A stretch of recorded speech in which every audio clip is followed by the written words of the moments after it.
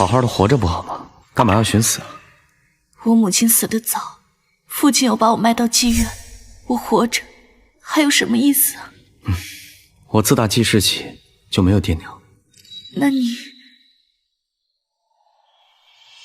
我娘是这凤轩楼的花魁，当年被人占了身子，生我的时候难产而死。听我的，活着总有希望。都是苦命的人。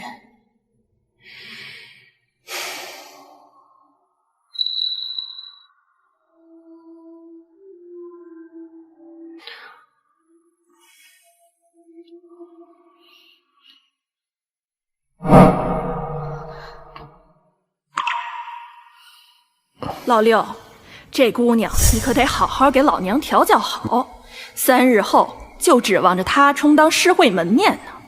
掌柜的放心。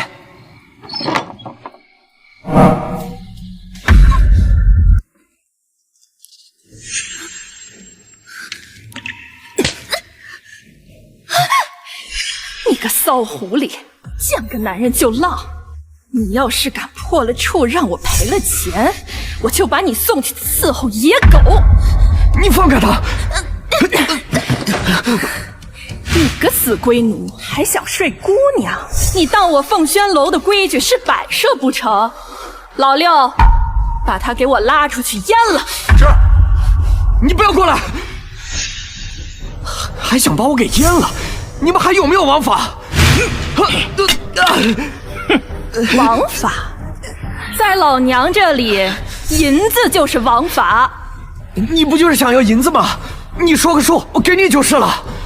你一个龟奴，吃我的，住我的，拿什么给我？这你就别管了，我自有办法。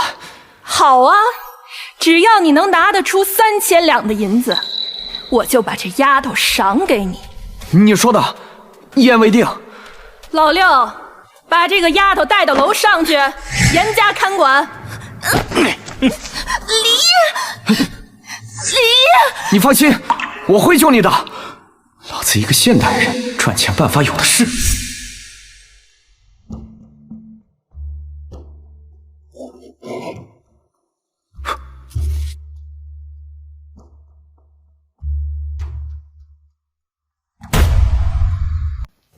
李烨，你就是想用这东西来赚3000两银子？什么？这东西能换3000两？这龟奴莫不是疯了吧？各位看官，我发明的这个东西呢，叫自动冲水马桶。马桶？是给马儿装草料的吗？这么别致的马槽倒是第一次见啊！这马桶不是给马儿用的，而是用来给人用的。什么？给人用？用来吃饭的啊？用来入厕。如厕？比如咱们家里有老人，这腿脚不太方便，有了这个马桶啊，咱们就可以坐上去，轻轻松松的解决了。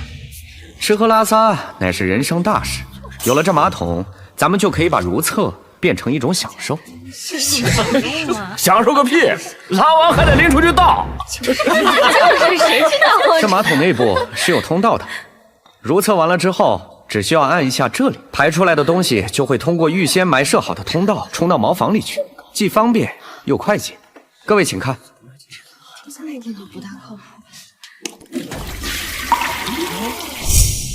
不仅如此，冲完水之后，它还会自动蓄满，所以叫自动冲水马桶。这东西真神奇啊！有了此物，那如厕之事会轻捷不少。真没想到，你一个青楼的小龟奴，还能造出这种好东西啊！啊！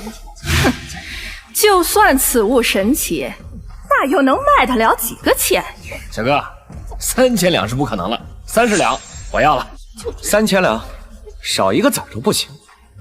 你这厮，你怎么不去钱庄抢啊？如此贪婪，活该只做龟公。现在便是3两银子我都不要了。李烨，我看你分明就是在浪费时间。老娘我明天就让严子晴出去接客。我这3000两银子是有说头的，不是3000两一个马桶，而是将制造马桶的技术一并卖出。在座的有几位爷都是做生意的，这东西的商业价值有多大，不用我说吧？就这发明，谁脑子有病会花3000两银子去买啊？3000两银子，我要。你干嘛呀？徐妈妈，那个3000两我已经凑齐了，可以给子晴赎身了吧？想赎身也可以，再拿5000两银子来。徐妈妈，你之前可没说价钱啊！我都已经把举办诗会的消息都散出去了，明晚京城内所有的达官贵人都会齐聚于此，争相购买严子晴的初夜。你觉得3000两的银子够吗？废话少说，只要你再拿5000两银子来，我立刻就让你给严子晴赎身。婊子无情，恐怕只给3000两银子，他不会放人。我得多准备一手。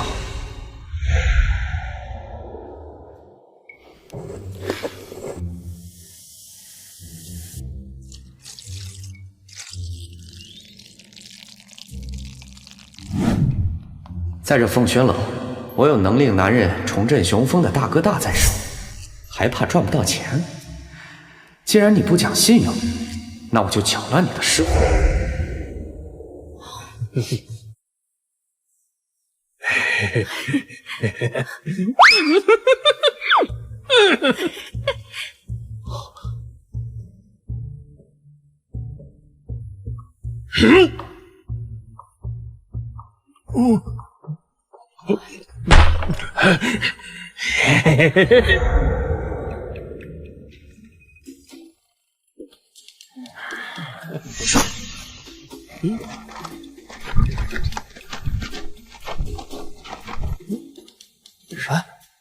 这不是文学院的大才子唐玉吗？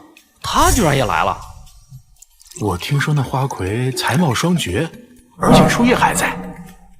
唐公子一向风流，这种事儿他怎么会不来？唐公子文采出众，且家底丰厚，看来今日花魁必定是唐公子所属了。有我在，子晴的初夜谁也别感激诸位公子光临我们凤轩楼。我们凤轩楼新来了一位花魁，喜好诗文，今日特意在此举办诗会。若谁作的诗词力压群雄，便与其共度良宵。好！弄这个噱头，不过是想把子晴卖个好价钱而已。心。接下来有请子晴姑娘。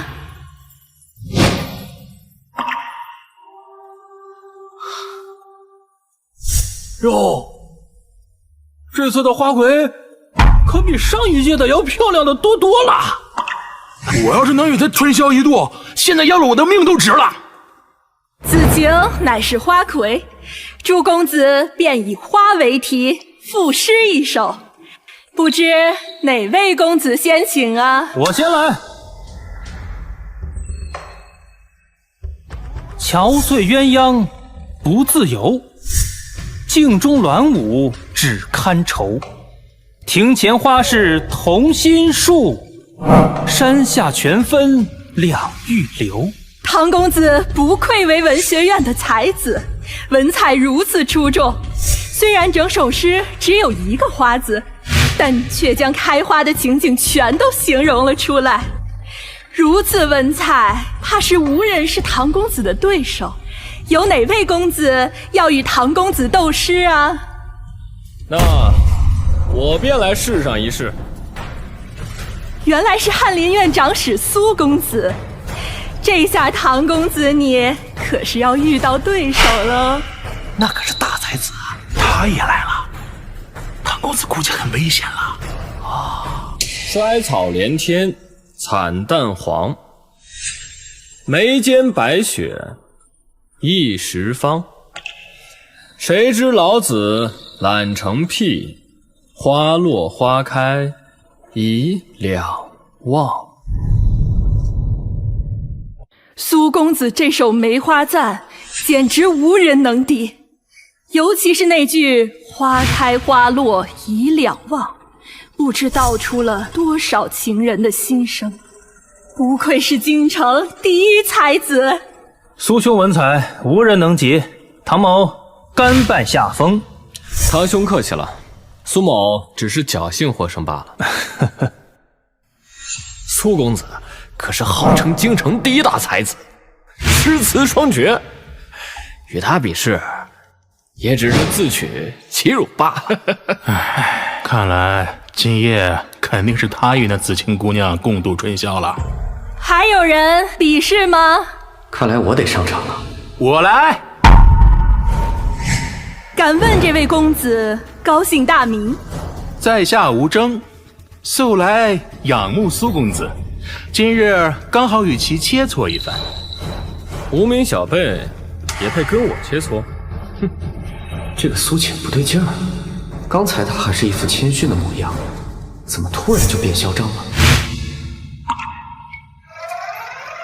原来这3个人是在这里演戏，看样子主角应该是吴正。在下虽然是无名小卒，但也有着作一手，还望苏大才子点评啊。待到秋来9月8，我花开后百花杀。冲天香阵透长安，满城尽带黄金甲。冲天香阵透长安，满城尽带黄金甲。世间怎会有如此绝妙的诗句？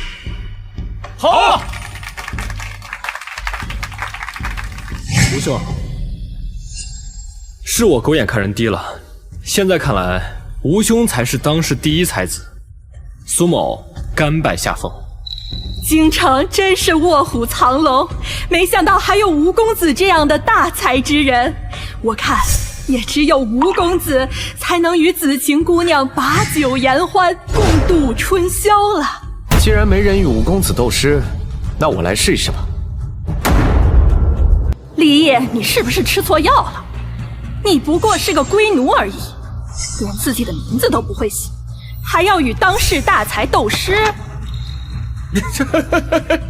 这龟奴现在都这么猖狂了吗？还敢与人斗诗？我看这小子就是想出风头，他不过就是一介龟奴而已，输了也不算丢脸。果真是五公子殿下，与陛下年轻时长得一模一样。你一个小小的龟奴，也不看看自己什么身份，就敢跟吴大公子对诗，可笑至极啊！我劝你现在还是立马滚下去，免得一会儿丢人现眼啊！下去吧，下去吧！大家倒茶，快点，给爷倒茶！带走，带走！今日诗会有规定说不准龟奴参加吗？那倒是没有，只不过其他的龟奴都有自知之明，只有你不要这张脸。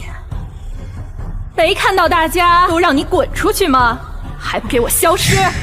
吴公子，与这种下等人对诗，有失身份，你莫要管他。你赶紧与紫晴姑娘把酒言欢吧。别人看不出来，但我知道，你们几个是事先商量好的。先是那位唐玉上台，然后是这位苏公子，最后都被吴公子给打败了。徐妈妈，你没少收人家银子吧？立毅，你少在这放屁！吴公子乃是真才实学，便是没有银子，今日他也上得2楼。说的好像你不那么爱财似的。昨日你与我说，只需3000两便可给紫晴赎身，结果呢，我给了你银子，你又要我再交5000两。虽说婊子无情，但徐妈妈，你不能说话不算数吧？没错，这话是我说的。若你现在拿出5000两银子，我立刻给紫晴赎身。昨天算你是幸运，遇到了金主。就你这穷酸样，就怕你把自己卖了也没有如此多的银子吧？徐妈妈，这是你要的5000两。5000两银子算什么？妈妈莫慌，我这里有1万两，今夜紫晴姑娘只能陪吴公子。苏公子真是大手笔。李烨，你区5000两算什么？人家苏公子一出手就是1万两。看来这诗会只是个噱头，可以让你把紫晴卖出更高的价钱。看来这最后还是得靠银子取胜。原来就是为了钱，附庸什么风雅呀？这赛事会办的不公平，有黑幕，充满了铜锈。事已至此，看来我也只能与这位仁兄比试一番了。这样吧，若是你能做出一首与我境界相同的诗，便算你赢，如何？好。哎呀，吴公子大度，就是放眼京城也是无人能及啊。既然如此，那你就做一首吧。一个大字不识几个的龟奴，恐怕是在哪里听到了手打油诗，便跑到这里来卖弄，真是下贱。琼脂纸盒在瑶台，谁向江南处处栽？雪满山中高士卧，月明林下美人来。寒衣疏影潇潇逐，春眼残香脉脉台。自去河郎无好友，东风愁尽几回开。哎呦！哎，真没想到这小小的龟奴就能做出如此意境的诗来。哎呀，之前是我眼拙了，我眼拙了。没想到殿下居然如此有才情。此诗是宋梅，但全诗却并未出现一个梅字，诗术高明，而且诗中句句经典。即便是当世大儒，也不一定能写出如此境界的诗啊！不可能！你一个龟奴怎能做出如此绝妙诗句？定是抄袭他人。就是，区一个龟奴，我大夏最下等的人，若你有如此才气，恐怕早就名扬天下了。赢了就是应该，输了就耍赖。我现在才知道，你们几个才子都是这样的不要脸。大胆龟奴，你竟敢辱骂我等！以你的身份，怎能做出如此绝妙的诗句？若不是抄袭他人，你焉能在此猖狂？你说我抄袭，那你倒说说，我究竟抄了谁？所谓抓贼抓赃，捉奸捉双，凡事都要讲个依据。你就凭一张嘴就断定此事，与那长舌妇有何区别？你，此诗定是当代大儒所作。虽然我们现在还没有证据能够证明你是抄袭，但迟早有一日，定会让你原形毕露。说那么多废话没用。许妈妈，如今我银两已经筹够了，作诗也积压全场，你该把紫晴的卖身契给我了吧？徐妈妈，小龟奴厉害，你赶紧把卖身契给小龟奴吧！啊，徐妈妈，这不会说话当了放屁，事情过就不认了吧？给他吧，给他，给呀，给他，给他。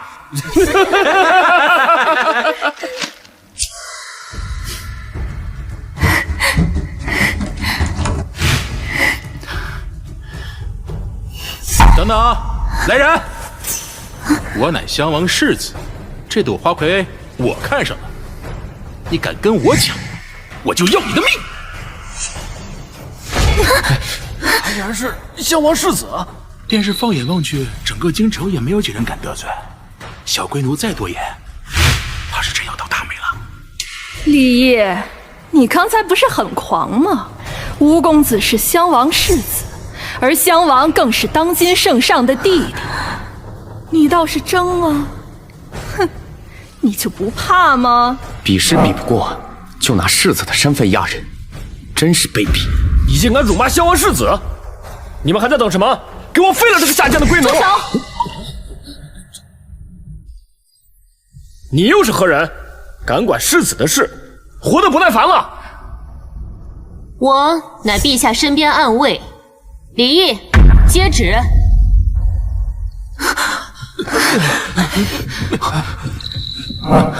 放奉天承运，皇帝诏曰：李毅乃朕之五子，今特招入宫面圣，钦此。接旨。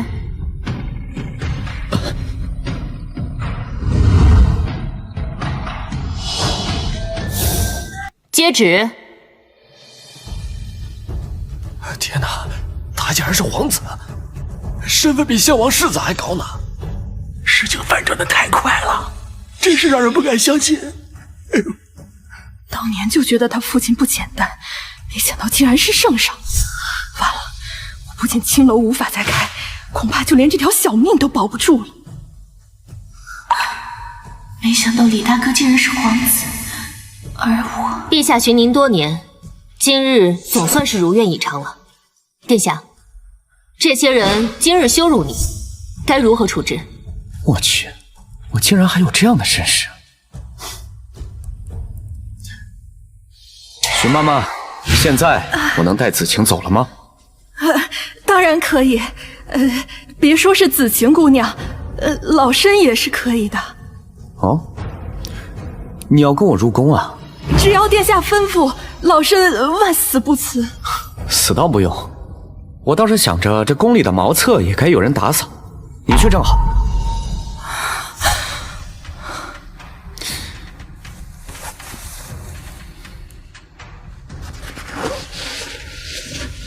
原来是殿下微服私访，之前的事情都是误会，您别往心里去。世子的威风，本殿下方才已经感受到了。这个账咱们以后再算。子晴，你愿意跟我入宫吗？殿下，这能行吗？你假扮成宫女不就行了吗？这样我们就可以经常私处在一起了。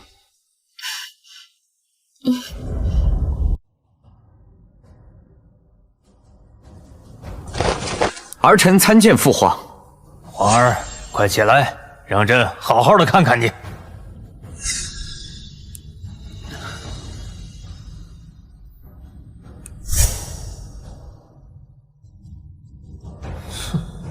这个李仪就是个野种，他有什么资格和我们站在一起？看样子父皇对他有愧疚之心，不然不会如此慈爱。若是再多个人争夺帝位，那可不妙，得打压他。怡儿，这么多年让你流落在外，吃了不少苦，这都是朕的过错。今日朕加封你为义王，享受郡王之禄。多谢父皇。父皇，此事怕有不妥，我大夏之王故为三等：一为亲王，二为郡王，三为公王。按照朝中制度，起始皆为公王。父皇直接给老五封郡王，恐会引起朝臣非议。父皇，四弟此言有理，不能因武帝一人而改变朝局。大爷，一入宫这两个家伙就打压我，看来以后得和他们斗上一斗。父皇，我与四弟都是靠自己的本事从公王到郡王，不如让四弟和老五比试一番。若老五胜了，父王再封他为郡王也不迟。怡儿，你觉得如何？不知四哥要和我比什么？我也不为难你，咱们就比跑步吧。我大夏以武力得天下，若身体孱弱，那就不配做皇子。老五，你刚入宫，就给你3日的准备时间，如何？好，那就3日后比试跑步。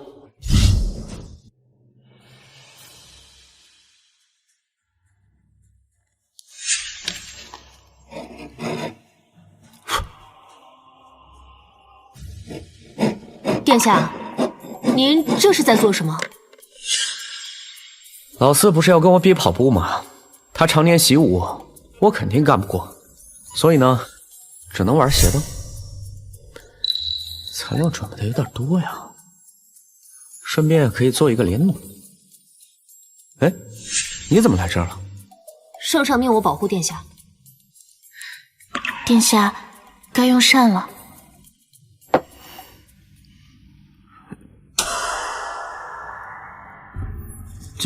就吃这个啊？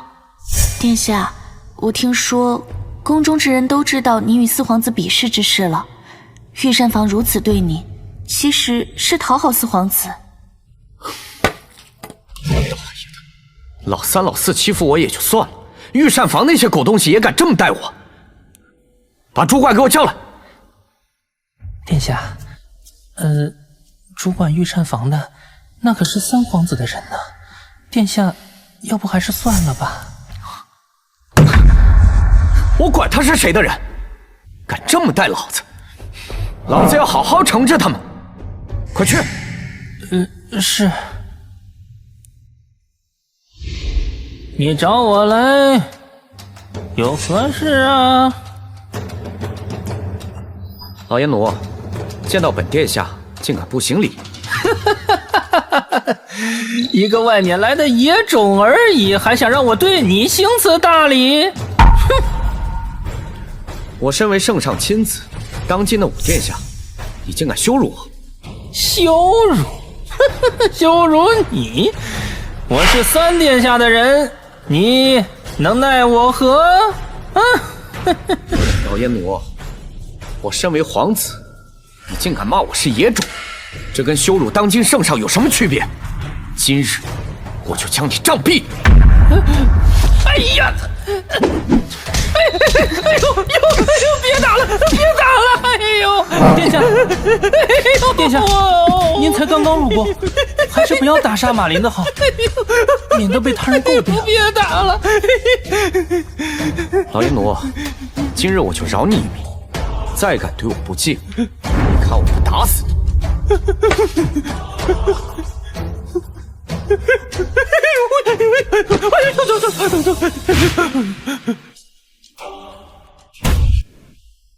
一儿可是准备好了？回禀父皇，儿臣已准备妥当，今日定能完胜四哥。完胜？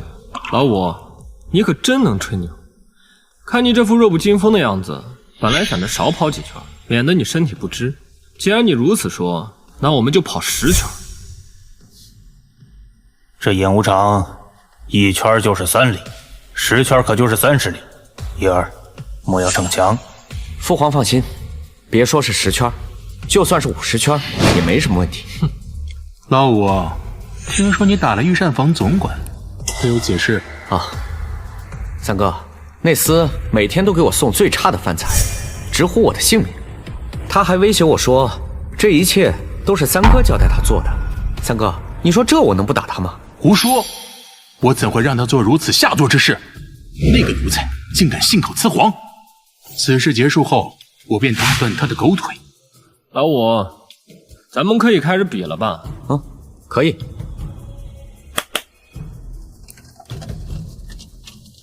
一儿，此事何物？父皇，此物名为自行车，骑上它便可健步如飞。真是笑话！这东西奇形怪状，你居然说骑上它能让人健步如飞？怎么，你是打算骑着它跟我比？正是如此。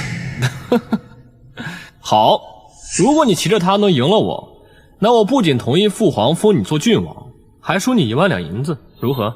也算上我的。不过你要是输了，那就直接贬为庶民，你可敢应战？这两个家伙是怕我抢皇位啊，想将我轰出皇宫。三哥，若我赢了，只得到郡王之位，外加1万两白银；若我输了，就要被贬为庶民，这貌似不太公平吧？那你要如何？我没你那么狠心。若我侥幸赢了，四哥只需要给我5万两，外加被贬为公王就行了。好，一言为定。父皇，请您作证，输者甘愿受罚。你们一定要赌得这么大吗？既然如此，那就准备吧。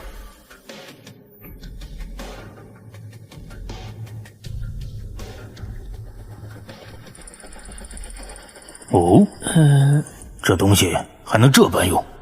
老四，小心一些。我觉得武帝造的这东西不一般。不过是个玩物而已，难道还能比马儿跑得快？我都可以让他先跑2圈。哼！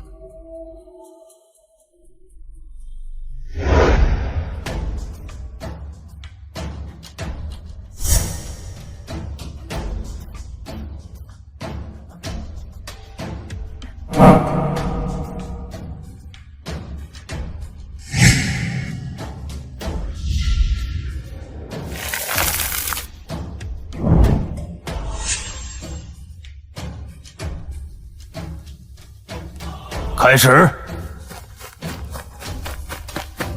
一儿，你咋不跑啊？父皇，先让四哥跑半圈，免得他输了不服气。老五，你可真是猖狂啊！老四擅长奔跑可是出了名的，放眼整个京城，没有谁是他的对手。你竟然还敢大言不惭地说要让他，简直是不知死活！是啊，一儿，快跑吧，不然就追不上了。父皇放心吧，这场比试我赢定了。从未见过父皇对我们如此着急，他这般宠爱老五，搞不好以后皇位真的会落在他身上。看来必要的时候得把这小子除掉。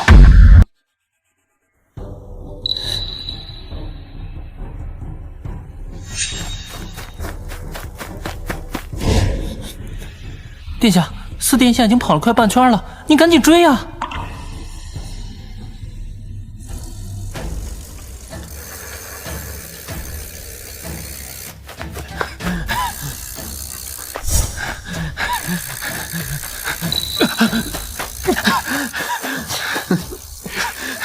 圣上，五皇子造的这个自行车可真是厉害，这么快就追上四殿下了。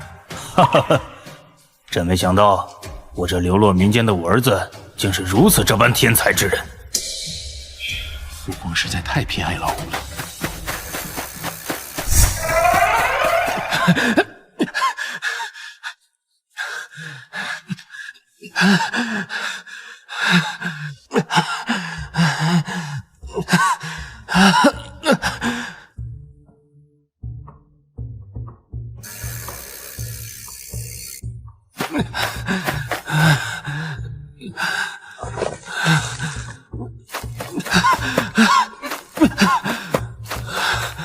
怎么样，四哥，服吗？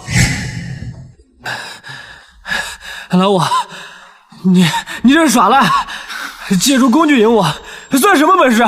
四哥，我当初拿出自行车的时候，你不是还十分不屑吗？说让我2圈都没问题，怎么现在又说我借助工具了？启禀父皇，老五这是作弊，不得算数。先前一儿将自行车拿出来的时候，你可不是这样说的。这个老五绝对不能留。既然觉得我作弊，那这样吧，四哥，我把自行车借给你，我用跑，咱们再比1圈。好，这可是你说的。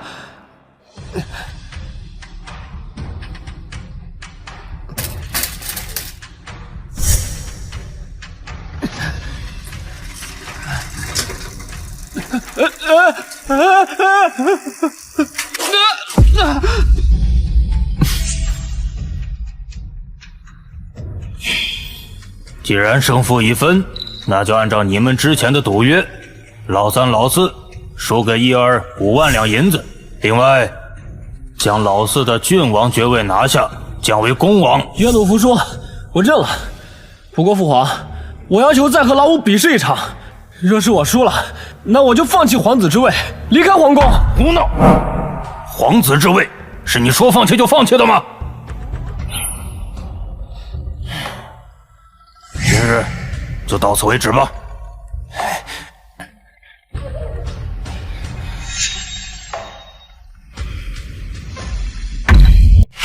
今天输的真是憋屈，那个野种竟然弄了个自什么车，害得我在父皇面前丢脸。哼，丢脸算得了什么？恐怕我们连争夺皇位的权利都没有了。三哥，你什么意思？老四，你难道还没有看出来吗？父皇对这个野种偏爱有加，他刚进宫就封了郡王，恐怕过不了多久就会封他做亲王，而且父皇还派了暗卫暗中保护他。再这样下去，恐怕连皇位都是他的。什么？父皇会把皇位传给那个野种？留着是个祸害。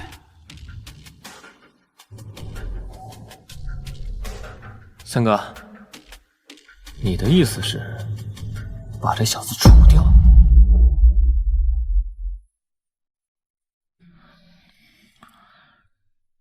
他虽然是个野种，可他毕竟是父皇的孩子。若是此事败了，这种事当然要做好打算，咱们可以借他人之手。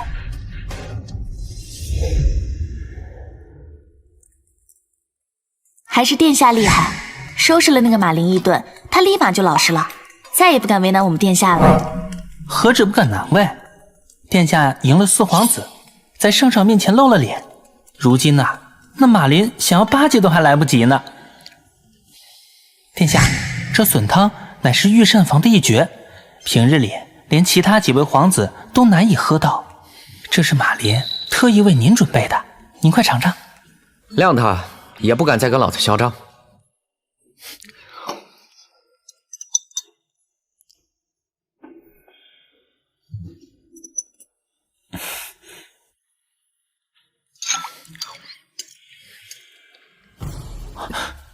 殿下，殿下，殿下，殿下，殿下，您怎么了？难不成殿下？我去叫御医。别！殿下，快去给我整牛奶！快去！小心！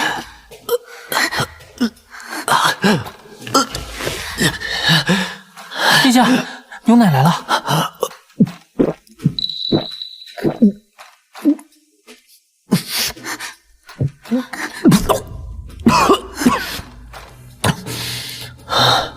殿下，您怎么样？用银针试试菜，看看哪个有毒。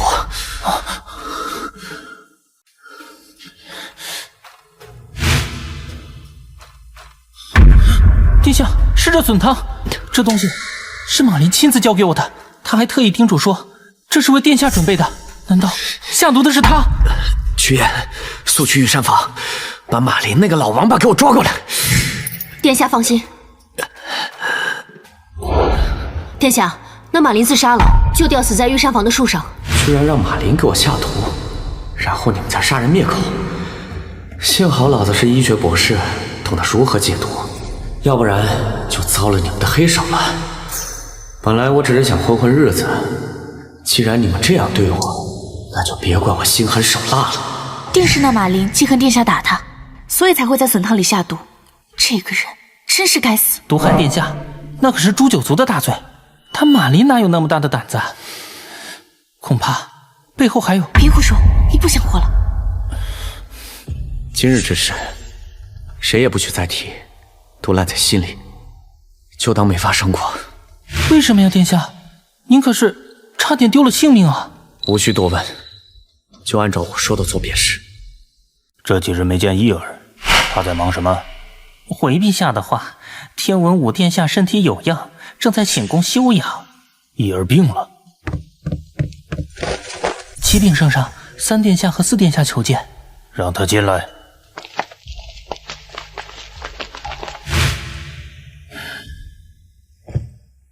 拜见父皇。听说老五病了，你们去看望了没有？回父皇，儿臣这几日都在军营之中，并不知晓此事。父皇，儿臣去看了老五，只是感了风寒，我已经让太医给他开方子了。老五这个野种命大，居然没毒死他。父皇对其如此关心，看来我还得想办法收拾他。启禀圣上，5殿下求见。哦，这老五来了，快让他进来。儿臣拜见父皇，几日未向父皇请安，还请父皇莫要怪罪。义儿，你身体不爽，就无需行此大礼。郭槐，给老五看座。是。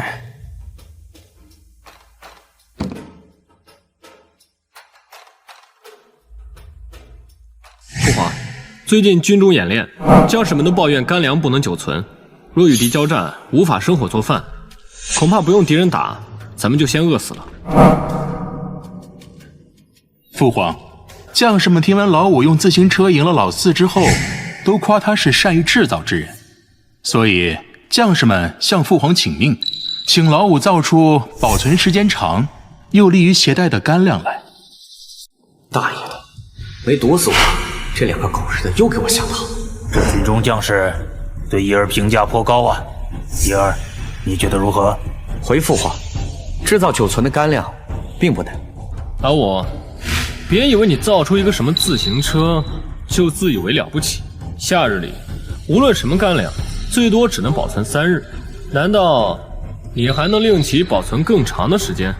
是啊，老五，我知道你想在父皇面前表现，但是也不能事事逞强啊。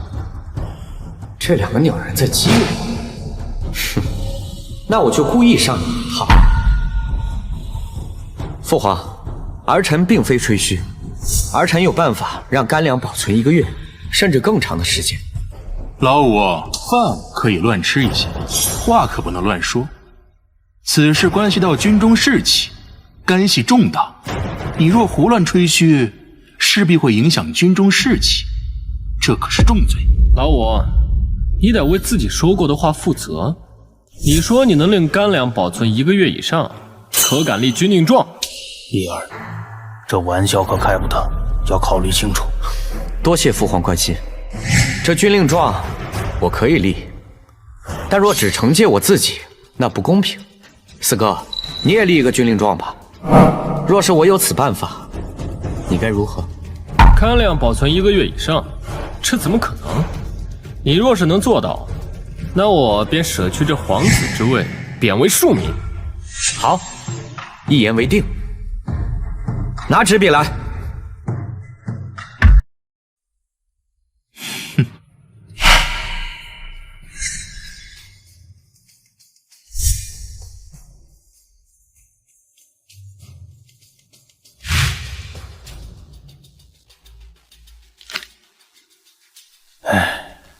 原本你们兄弟之间不必闹得如此，既然这军令状已定，那就要执行。若谁要是输了，就要逐出皇宫，贬为庶民。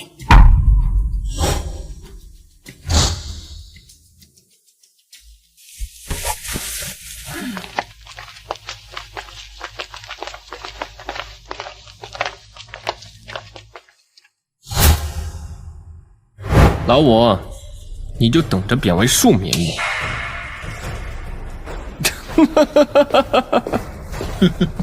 这个老三很阴险，老四只是被他当枪使。我先收拾老四，然后就是你。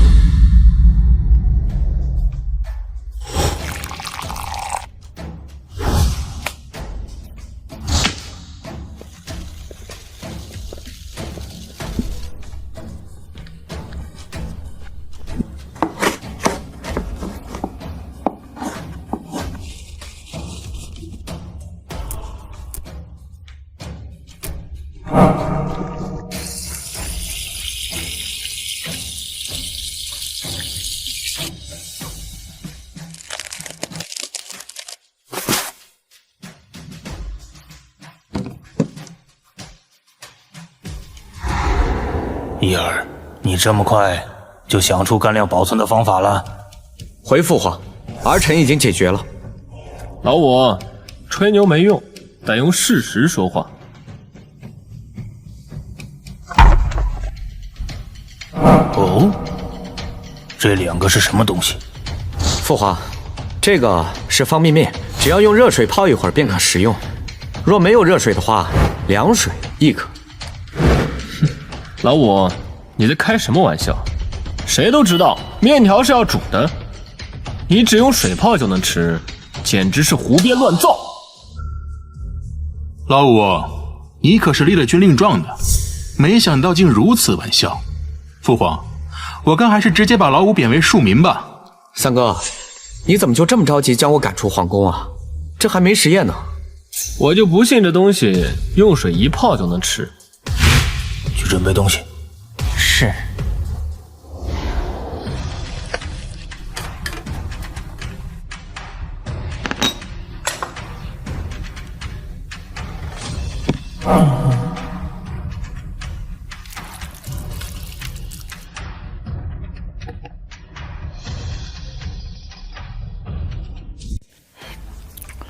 这面已经熟了，而且这味道还十分不错。这怎么可能？世界上哪会有这种面？一定是老五耍诈。四哥的意思是，我与父皇合起伙来骗你。父皇，儿臣绝无此意。另一个碗呢？我就让你们输得心服口服。这冷水泡面味道自然不如热水，但起码可以填饱肚子，在与敌军对战之时方便一场。两军交战，什么情况都有可能发生。若是没有水该怎么办？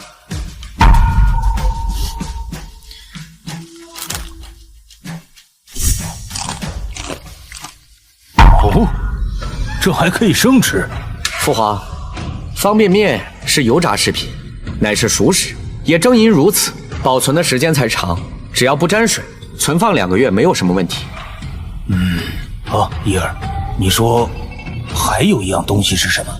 父皇，这个是压缩饼干，也是面粉做的。你别看它个头小，只要吃上2块，便能顶上一整天。因为这个东西是压缩而成，所以保存的时间更长，起码1年以上。老五，你可不要哄骗父皇，这可是欺君。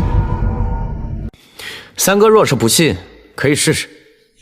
我来，我就不信这东西吃2块就能顶1天。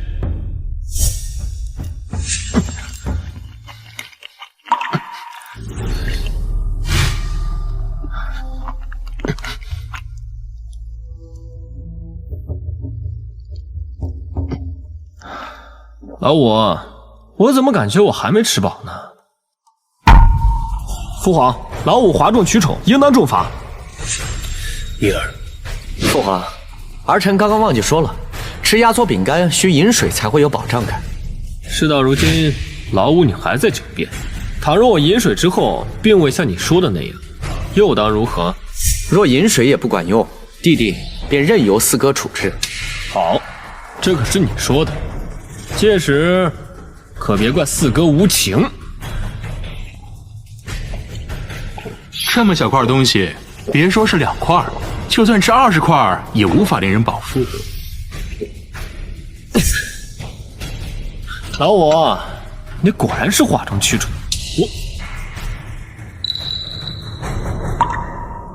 四哥可是吃饱了？胡说，我并没有吃饱，只是……既然没吃饱，那就再来2块。父皇，这压缩饼干乃是压缩而成，也经过油炸，只要配合水，便能在胃中发胀，让人产生饱腹感。行军带着它，比方便面还要便捷。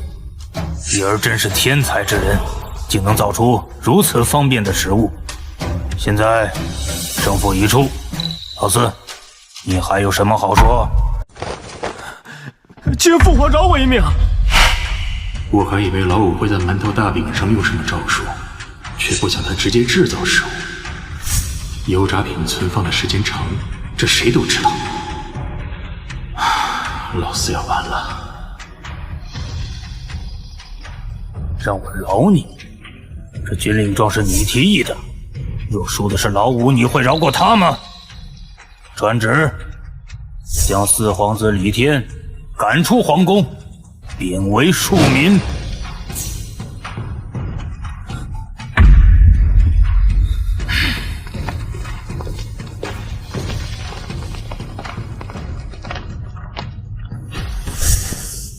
李毅，你这个卑鄙小人，我不会放过你的！你现在已经是个庶民，有什么资格跟我说话？滚吧！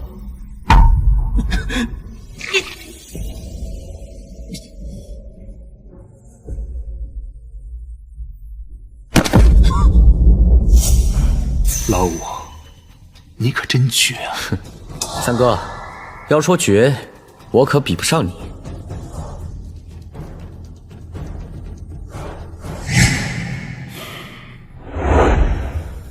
二哥，那个李毅阴狠毒辣，如今老四已被他赶出皇宫，若是咱们再坐以待毙，恐怕就和老四一样。老四还真是蠢笨呢，竟被一个外来的野种弄得如此狼狈。三弟放心，二哥会为你们出气。父皇明日不是要召见虎卫将军尹腾吗？我会安排让他出丑。有二哥出手，李毅就蹦跶不了多久了。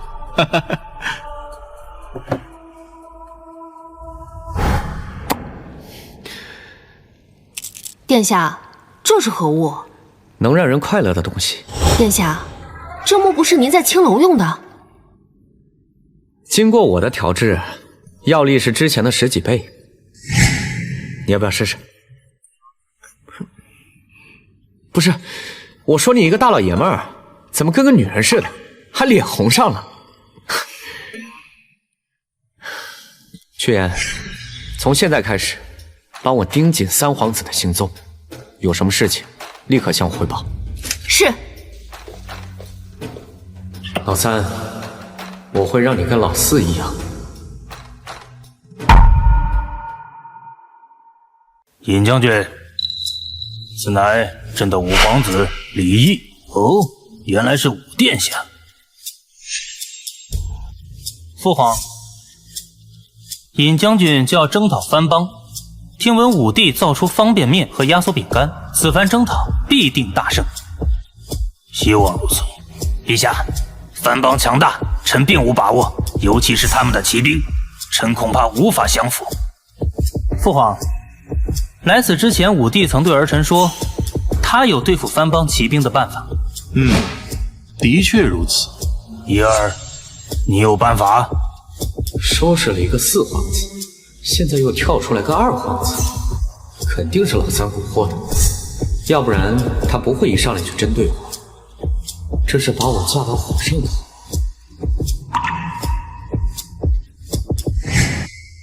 回父皇，儿臣有办法。老五，你能做出方便面和压缩饼干已然是了不得，但这和行军打仗可没有丝毫的关系。怎么，三哥又要让我立军令状？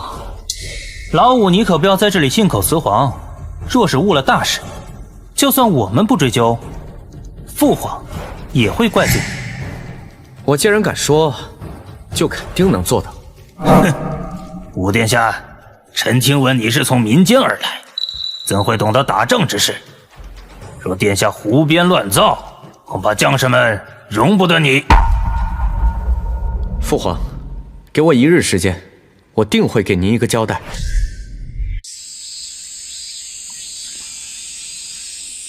老五这么早就将咱们叫到这里，但他却不现身，究竟想干什么？这演武场内无一兵一卒，他如何向我们展示对付骑兵？恐怕是老五在故弄玄虚罢了。父皇，老五如此信口雌黄，若传至军中，将士们会如何看待咱们皇家？还请父皇下旨，严惩老五，以儆效尤。圣上，武殿下如此耍弄我等，实在不妥。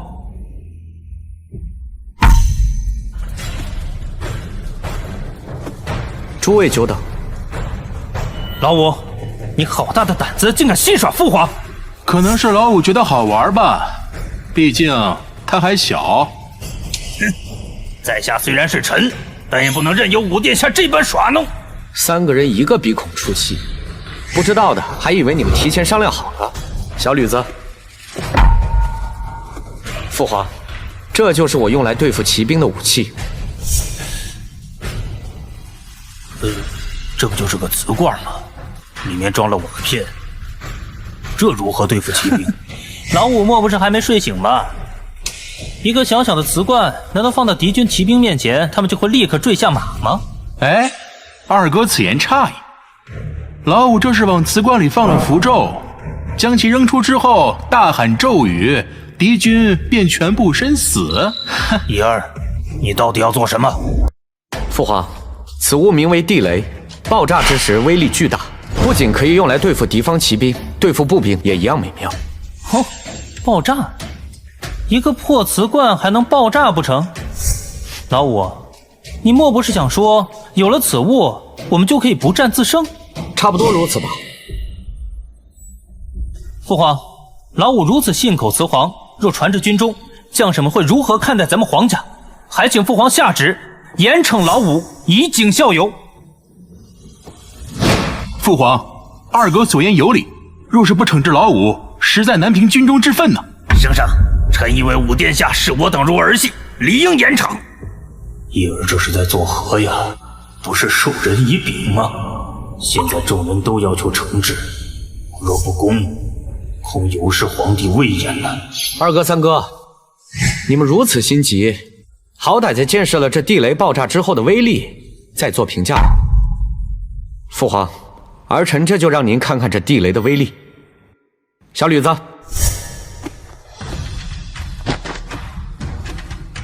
可以开始了。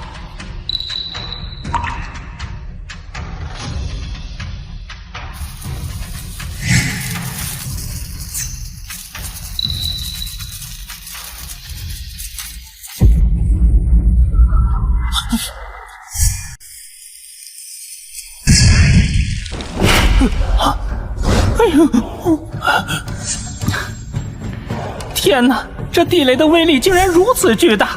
别说是人了，就算是房子也被炸飞了。迪儿果然是个天才，先前造出了方便面和压缩饼干，现在又造了地雷。有了此物，这敌军的胆子都吓破了，哪里还敢进攻？说不战自胜，这一点都不夸张。多谢父皇夸奖。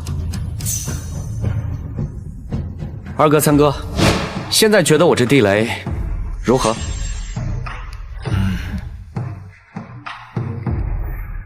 尹将军，您觉得我这东西如何？吾殿下真乃神人，这地雷威力巨大，有了此物，我大夏军队将战无不胜。迪儿，这次立了大功，想要什么尽量跟朕说。父皇，儿臣想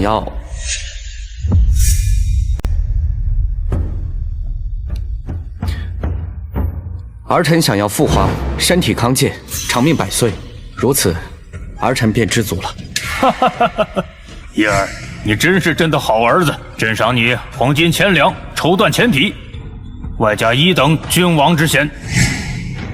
父皇竟然加封老五为1等君王，那他的身份岂不是在我和老三之上了？这个老五的脑袋里怎么有这么多的鬼点子？这才到宫中几日，就造出如此多的稀奇之物。若是任由他这样下去，那么就真的与皇位无缘了。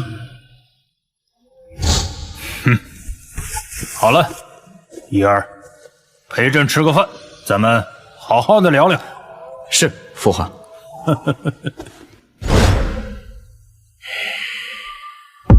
二哥，老五现在已经是1等君王了，地位已然在你我之上。似老五这等鬼才，若不除他，恐怕你我都会被排除在皇位之外，包括大哥。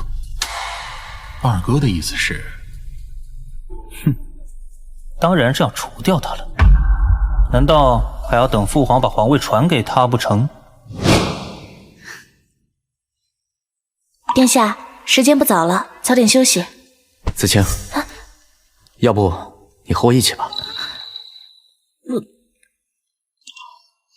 我知殿下之意，但我俩尚未成亲，奴家还不能将自己交给殿下，还请殿下早些休息。奴家先告退了。古代的女人实在太保守了，反正早晚都是我的人，干嘛一定要等成亲？什么人？殿下，快走，有刺客！妈的，下毒不成就派刺客，真当我是好欺负的？走。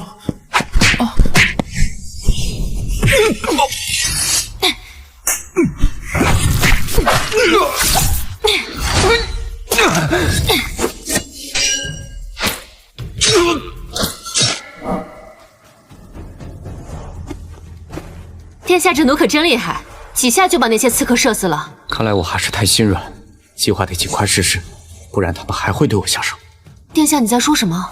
屈原，从现在开始给我盯死了三皇子，他若有什么举动，立刻来告诉我。是。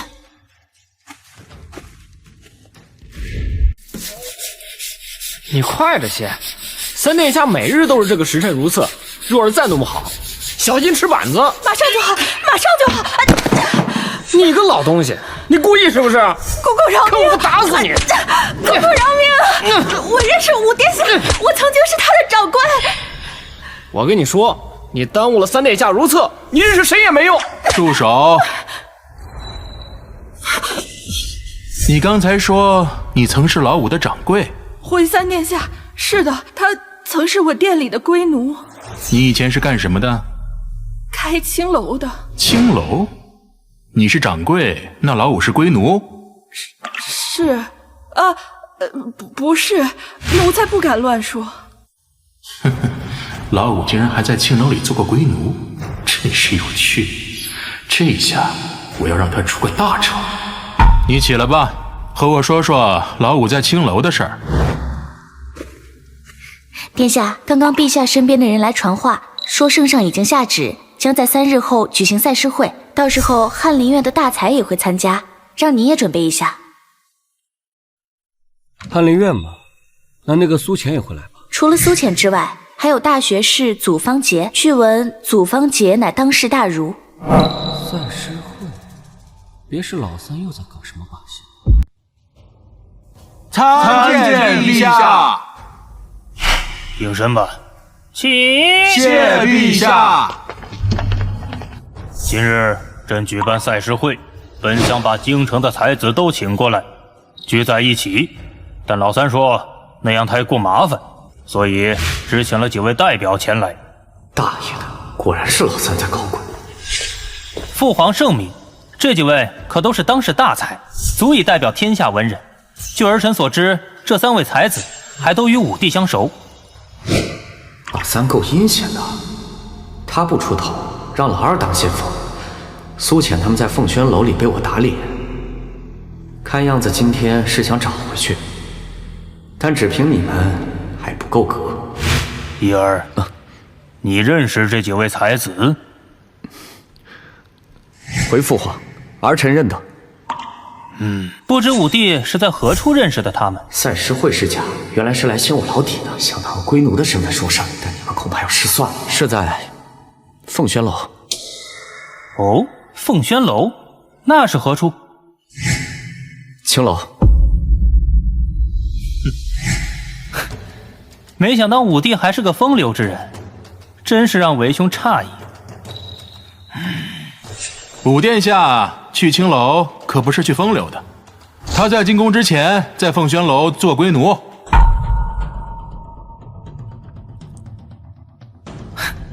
武帝竟然还做过龟奴，真是出人意料。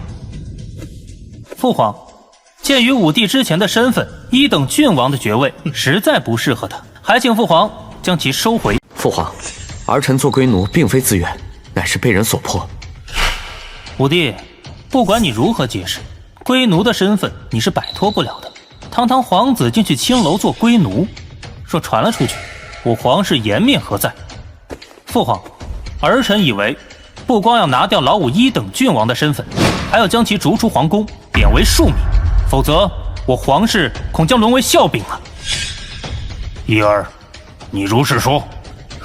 父皇，儿臣认为此事乃是我皇室之错。什么？你做龟奴竟然还要怪罪于我们？二哥，我早就说过，我做龟奴并非我所愿，而是受人所迫。况且像我这种经历的人多不胜数，甚至被生活所逼，卖儿卖女的。你到底什么意思？我想说的十分简单，民间尚有这种事情发生，那就是我皇室之过。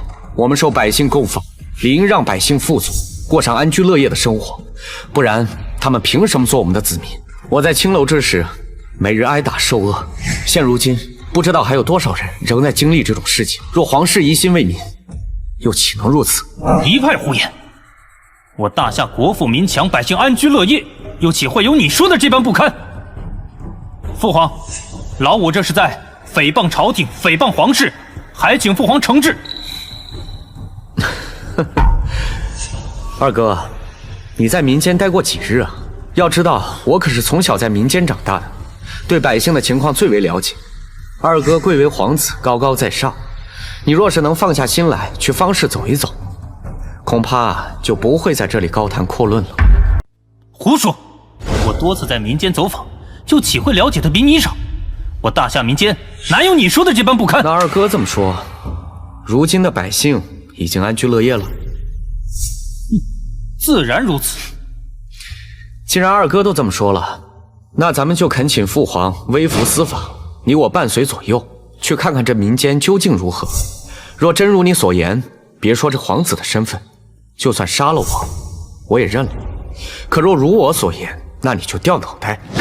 二哥，你可敢赌？老五，你无需这般咄咄逼人。即便民间真有疾苦的百姓，那也是少数，不会像你所说的那样严重。终于忍不住跳出来了吗？百姓之所以拥护我们，是因为他们相信我们能给他们安定的生活。一旦百姓丧失这个信心，那我大夏朝恐怕离颠覆就不远了。民乃国之本，清民不异于自掘坟墓，所以三哥之言，我万万不敢苟同。父皇，我大夏朝哪怕只有一个百姓在受苦，那也是皇室之责。若想令我大夏江山永固，就得以民为本，民为重，社稷为次，君为轻。若我皇室之人都不以此为念，早晚一日，社稷将会被颠覆。大胆！老五，你竟敢诅咒大夏亡国！父皇，老五实在太过猖狂，还请父皇惩治。民为贵，社稷次之，君为轻，轻民就等于是自掘坟墓。这句话，老五说得好啊！你们身为皇子，整日就知道贪乐享受，又有谁真正的忧国忧民了？把老五这句话写出来，然后装裱，挂到乾坤殿之内。我要让文武百官都记得这句话，行事都需要以此。文武百官都记得这句话，行事都需要以此为准。陛下，臣启奏，武殿下为人不端。前几日，臣等前去凤轩楼，曾与武殿下斗诗，可武殿下竟用抄袭来的诗与我等比试，此事已经在民间广为流传，影响极大，还望陛下圣裁。原来他们还有后手，真是亡我之心不死。一儿，道有此事？臣附议，当时臣也在场，可以作证。还有草民，一儿，你有何解释？父皇，比试当日所作之诗，乃儿臣所作，并非抄袭。胡说！武殿下所作的那首诗，乃是老夫的作品。我刚做出没多久，还未来得及宣告，就被武殿下拿去青楼与人争锋，真是气煞我也。父皇，祖大学士乃是当世大儒，他是万万不会说谎的。武帝抄袭他人佳作，据为己有，此等行径，真是令皇室蒙羞。这祖方杰可是文人之属，应该不会撒谎。但老五看上去也不像是在骗朕呢。一儿，这到底是什么诗？老臣现在就为陛下引来。琼之纸盒在瑶台，谁向江南处处栽？雪满山中高士卧，月明林下美人来。寒衣疏影萧萧竹，春燕残香脉脉台。自去河郎无好勇，东风愁迹几回开。真是做戏做全套，老二和老三还真有办法，竟然说动了祖方杰这等人物为他们作证。不过你们的如意算盘恐怕要落空了。此诗已经高绝，倒与大学士之前所作之诗有相似之处。父皇，老五抄袭他人佳作据为己有，若不严惩，恐会失天下文人之心呢。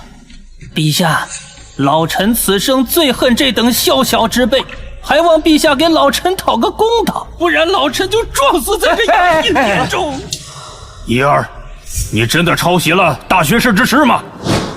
父皇，这等诗词我随手就能做出几十首来，何须抄袭？哼，老五，你吹牛也要有个界限。此等千古佳作，你竟说随意就能做出几十首来，如此口无遮拦，怎配做我皇室子弟？那二哥的意思是，只要我能做出来，就不是抄袭祖大学士了？哼，口说谁不会？我还说我能做出100首呢。那你们听好了。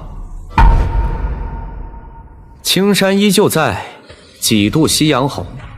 向晚亦不是，驱车登古原。夕阳无限好，只是近黄昏。谁念西风独自凉，萧萧黄叶闭疏窗。芳华留不住，岁月已白头。老夫聊发少年狂，左牵黄，右擎苍。酒醒只在花前坐，酒醉还来花下眠。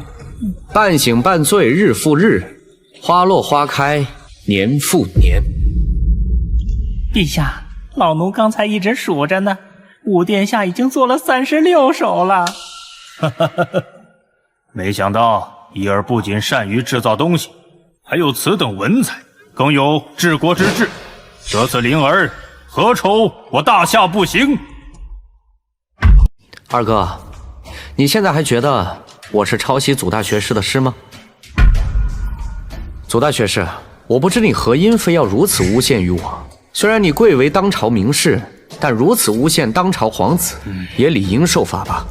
我儿有如此才气，还需要抄袭你的诗词，大胆祖方杰！陛下，陛下，朕敬你是文人之首，没想到你竟然做出如此下作之事。传朕旨意，免去祖方杰一切官职，贬为庶民。他和他的后人将终生不得入朝为官。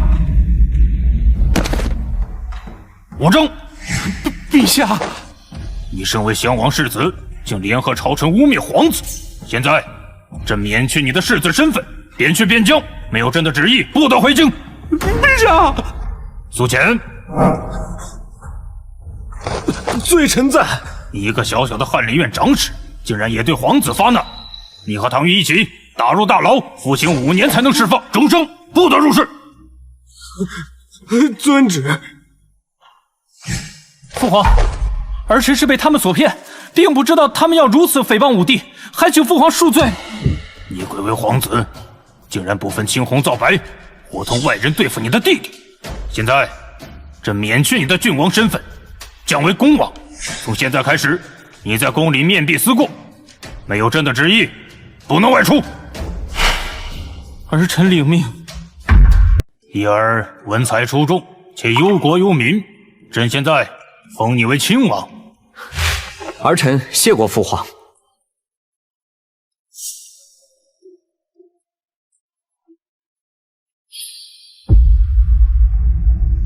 只要有机会，我就会让你永远都翻不了身。皇位只能是我的。此事就到此为止。伊儿、天儿，过几日随父皇去给太后请安。是。拜见太后，这或许是个机会。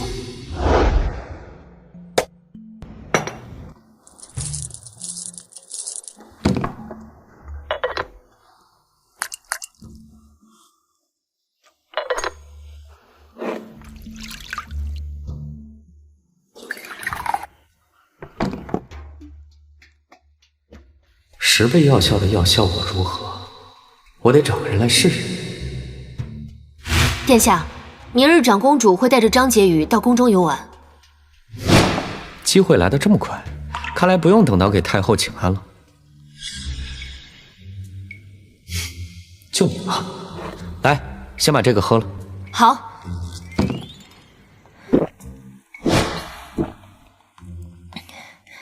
谢谢殿下。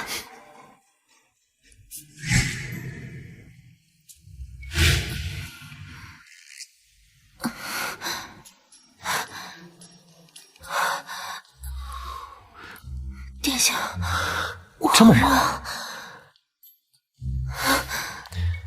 哎，你起开！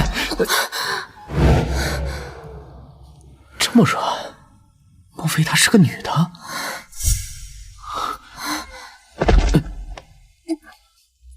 殿下，我好难受，你帮帮我吧。既然如此，怪不得别的了。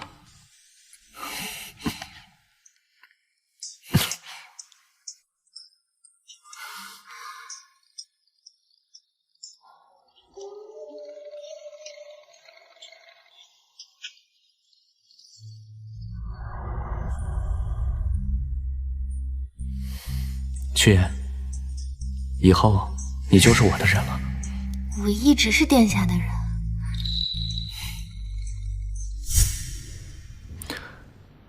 老三一直想弄死我，我自然不会坐以待毙。缺言，你找个机会，把这药丸放进三皇子和婕妤的茶里，再想办法把父皇引到秋玉宫。好。殿下，殿下，好消息，二皇子被皇上逐出皇宫，贬为庶民了。什么？二皇子？正是二皇子，他与刘婕妤在三皇子的秋玉宫乱来，正好被陛下撞见了。陛下怒极，差点就要了二皇子的命。因为这件事发生在秋玉宫，所以三皇子也受到了牵连。陛下将他降为恭王。屈原办事还真靠谱，看来以后得重用他。老二怎么跑到秋玉宫去了？他基本已经是废人一个，却帮老三挡了桥。要不然今日被逐出皇宫的就是老三了。老三的运气真好，我还得想别的办法收拾他。大哥，那个老五刚入宫1个月就搞垮了二哥和四弟，你再不出手，恐怕咱们也得被他赶走了。哦，我才刚刚回宫，只听说多了个老五，到底什么情况？前几日在我宫中发生的事情，一定是老五在背后搞鬼，要不然二哥怎么能和刘婕妤乱来？这老二老四都出事了，你却好好的，这是为何？大哥，这是什么意思？老三，别人不知道你，我还不清楚吗？这老二和老四都被你当枪使了，才会有如此结局。现在你要蛊惑我，只要把我再弄出宫去，恐怕父皇的位置就只有你能坐了吧。大哥，小弟绝无此意，我只是恨那个老五阴狠，小弟可以发誓拥护大哥为君，永生都不背叛。哎，你我兄弟，不必这样。明日父皇要带我们拜见太后，听闻太后得了天花，我倒要看看这个老五能。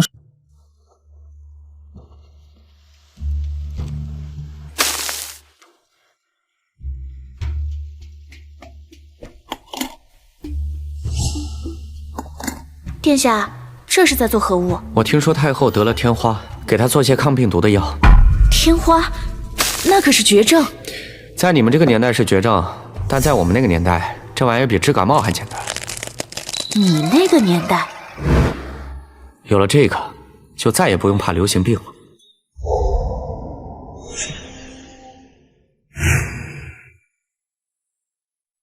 奴婢参见圣上。这太后怎么样了？奴婢不知，张太医正在为太后医治。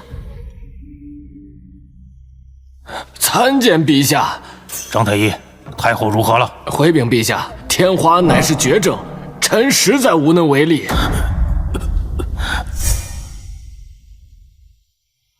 父皇，既然太医无法医治，那就请张贴皇榜，寻找民间医术高手，以治太后之急。不就是起了个水痘吗？用不着去民间找郎中，我就能治。姑爹，平日里你出风头就算了，这种时候还在吹牛。张太医是太医院首座，医术精湛，连他都没有办法，你却大言不惭。他是太医院首座，我还是医学博士呢。我这有药，只要给太后吃了，就可以康复了。老五，你那什么乱七八糟的东西就给太后吃？若是太后出了事情，你能担得起这个责任吗？父皇，老五视太后的性命如儿戏，望父皇惩治。敢问吴殿下，此事何物？这是抗病毒药，是我用蒲公英、连翘、黄芩、龙胆草、黄连熬制而成。胡闹！这几味药都是去火之物，太后得的是天花，又不是内热，若太后吃了此药，恐怕命不久矣。哎，伊尔，你可知你在做什么？太后真有个不测，朕饶不了你。还是大哥高明，就让老虎去折腾。一旦太后出了事儿，父皇恐怕会要他的命。若是老五再染上天花，那就完美了。父皇，儿臣愿意用项上人头做担保，若治不好太后，儿臣愿意将这颗脑袋奉上。什么抗病毒药？若武殿下真能医治好太后，老朽便辞去官职，从今以后永不行医。变化乃是绝症，便是在民间召集杏林高手也未必能治。一儿用人头做炮，想来他是有把握。将此药拿去给太后服用吧。是。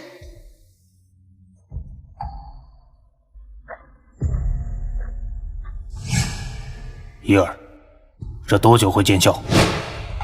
回父皇，明日便可见效。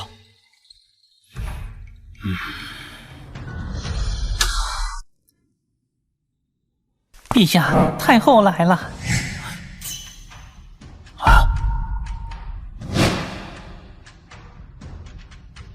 啊！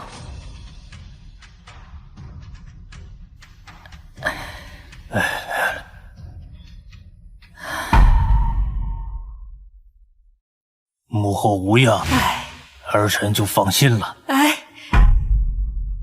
这便是小五吧？小五这药可神奇呀！本宫难受了好几日，今天终于舒服了。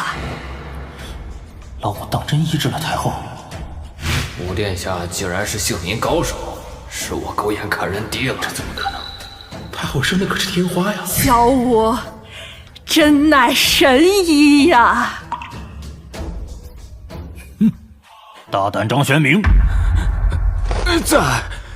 昨日你对一儿不敬，今天朕不仅要革你的官职，还要砍你的脑袋，以儆效尤。父皇，张太医也是为太后负责，所以言辞才激烈了些，并无恶意。他只是被困在了自己的认知里，我大夏皇族应有容人之量。既然一儿为你求情，那朕就不砍你的脑袋了。不过死罪可免，活罪难逃。将张玄明打入大牢。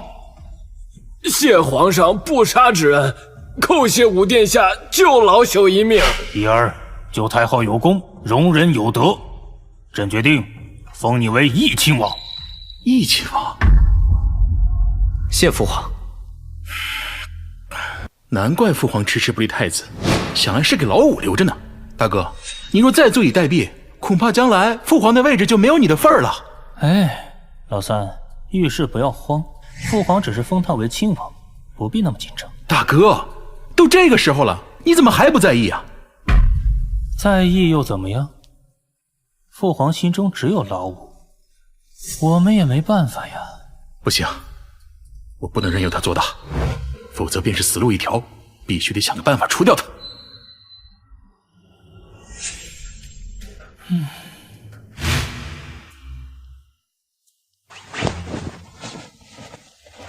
殿下，又是在做什么东西啊？这个叫防弹衣，我打算让所有的将士们每人一套，这样就能大大的减少战场上的死亡率了。殿下，三殿下派人来了，说是约您去演武场练习射箭。老三约我去演武场练习射箭。殿下，三皇子恐怕不怀好意。凡事都有两面性，若老三真想害我，我刚好趁这个机会解决了他。雪言，你走一趟养心殿，将郭总管请到演武场，但不能让他露面，只在暗中看着就行。是。老三，若你悬崖勒马，或许还能保住一命，否则……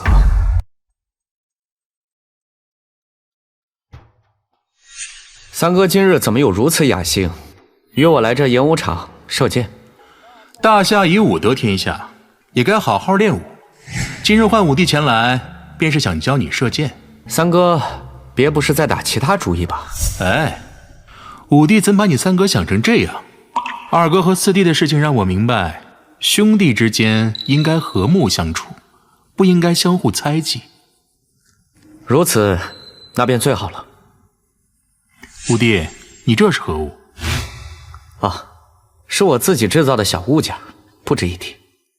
哼，我猜五弟还不会射箭吧？今日就让我来教你射箭。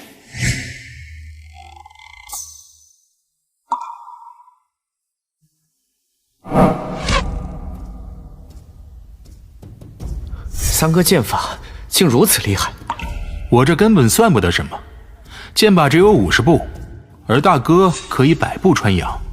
老大居然如此厉害，而且他的心机恐怕要比老三深沉得多，否则现在站在这里的就是他了。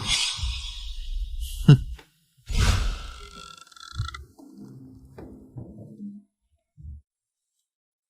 看我这记性，教你射箭，箭矢却带的这么少。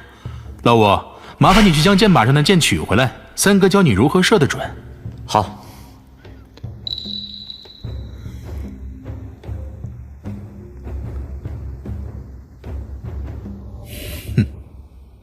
老三，你最好别乱打主意，否则今日就是你的死期。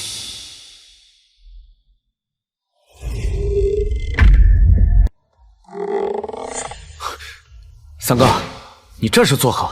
李毅，你只不过是个野种，刚入宫2个多月，父皇就封你做亲王。若是再不解决你，恐怕连皇位都是你的。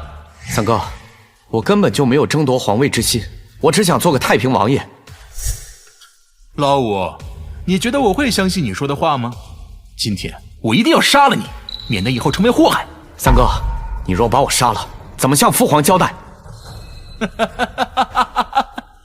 我早有准备，届时会有替死鬼替我顶罪，这就是和我作对的下场。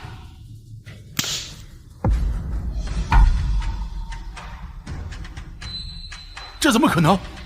老三，我就知道你要耍花招，所以早做了准备。凭你也想杀我？我就不信射不死你！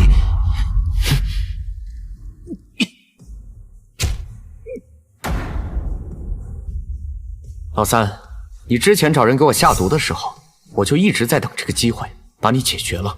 后来你居然又派杀手，幸好我制造了这个连弩，不然还真就遭了你的暗算。你知道你为什么杀不了我？因为我做了防弹衣，这东西箭矢根本就射不穿。李毅，你要是杀了我，父皇也不会放过你。还有大哥，我既然知道你要暗算我，当然早就做好了准备。现在郭淮就躲在暗处看着你，是你先动的手，我是正当防卫。你觉得大哥会帮你吗？他巴不得你死呢，这样就少了一个竞争对手。五弟，咱们是亲兄弟，不管怎么说，我都是你哥哥，你就饶我一命吧，我保证不和你争夺皇位。而且我还会全力支持你。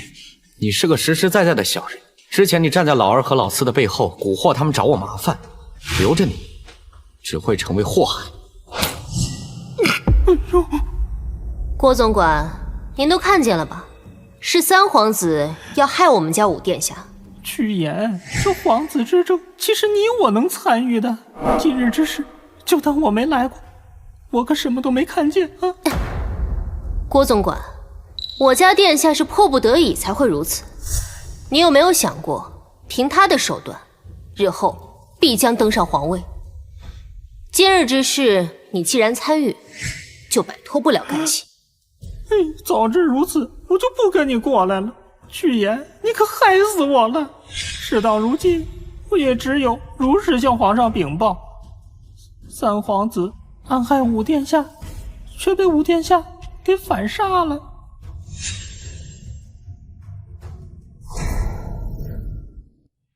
圣上，此事老奴亲眼所见，五殿下真是迫不得已，所以才对三皇子下了杀手。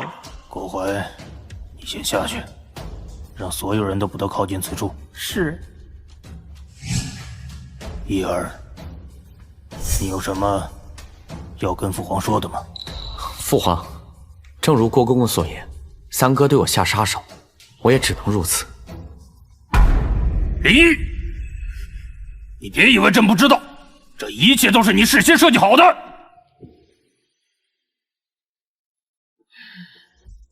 老三一直都针对你，此事朕早就知道，所以朕才在如此短的时间内将你升为亲王。可你却对老三下杀手！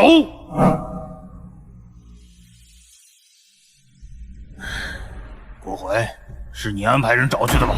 目的就是为了让他给你作证。你很清楚，朕最信任的人就是郭淮。李毅，有郭淮的口供，朕就奈何你不得了，是吗？哑巴了吗？说话！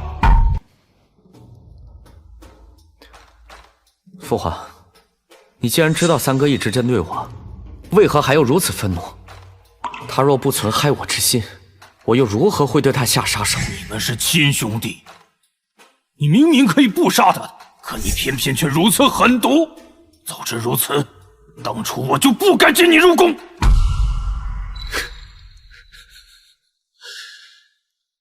我狠毒，没错，我杀了自己的亲哥哥，的确是狠毒异常。可是父皇，你知道吗？老三这已经是第3次想要我的命了。第1次，他派人下毒，若非我懂医术，我早就死了。第2次，他派人去我四季宫行刺，幸亏我发明了连弩，这才保住一条命。今日，他约我去演武场，一箭就射中了我的胸口。若不是我穿了防弹衣，现在死的就是我了。他是你的儿子，难道我就不是吗？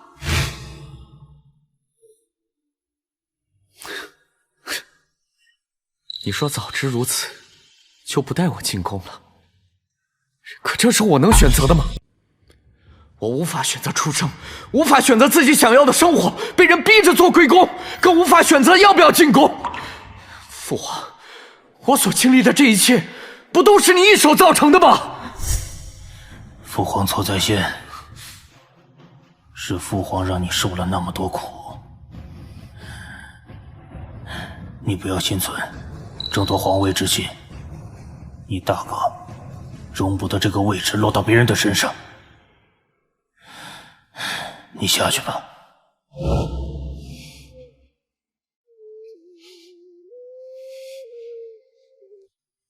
一儿，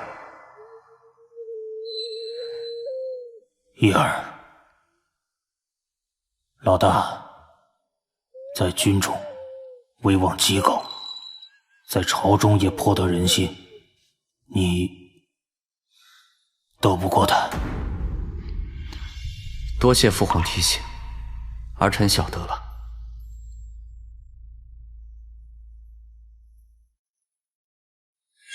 真能帮你的，也只有这些了。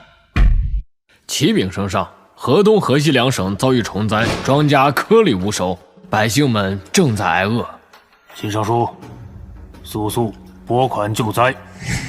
启禀圣上，如今国库空虚，只有余银30万两，只怕难以解决两省灾民一日之餐呐。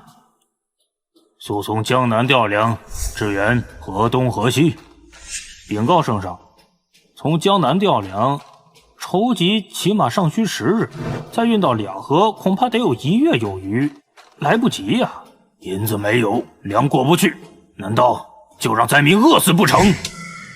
父皇，儿有一法，可让当地富户把粮借给灾民，等灾情过后，灾民再偿还就是了。大哥，这有钱人的粮可不是那么好借的，他们精于算计，届时一定会让灾民们加倍奉还。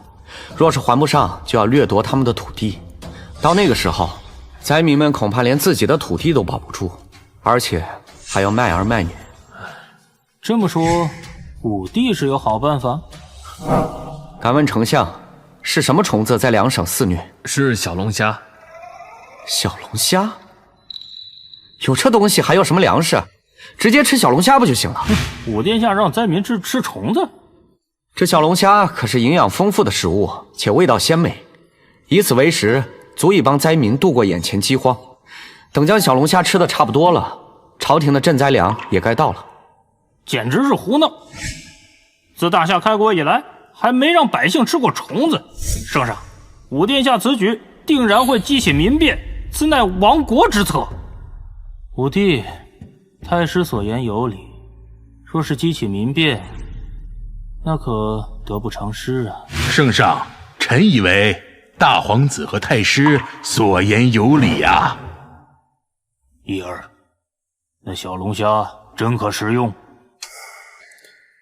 父皇，既然大家都不相信，儿臣多说无益，不如儿臣去烹饪出一份小龙虾，请大家品尝。武殿下，您可别胡闹了，本太师可不吃虫子，臣也不吃。武殿下尽管去做，微臣愿意品尝。丞相已经彻底站在老五那边了。怡儿，快去试试吧。儿臣领命。刘震，你去给我弄一盆小龙虾去。啊？啊什么啊？赶紧去。哦，是。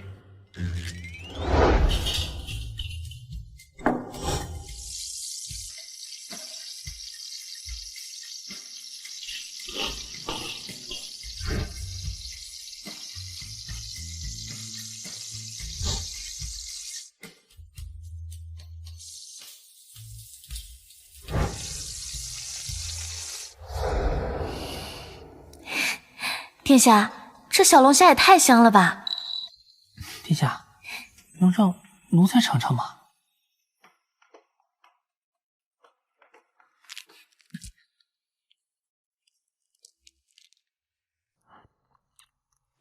啊！殿下，平日里大家都将小龙虾当做虫子，没想到竟然如此的美味。殿下，我再去抓一点。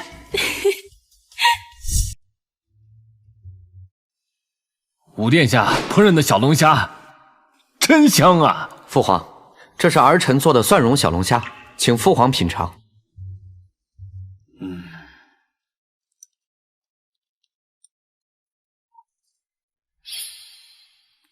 怡儿，所言不错，这小龙虾的确味道鲜美。郭槐传旨，命两河总督去捉小龙虾，带领百姓去食用小龙虾。三儿，几位爱卿，你们也来尝尝。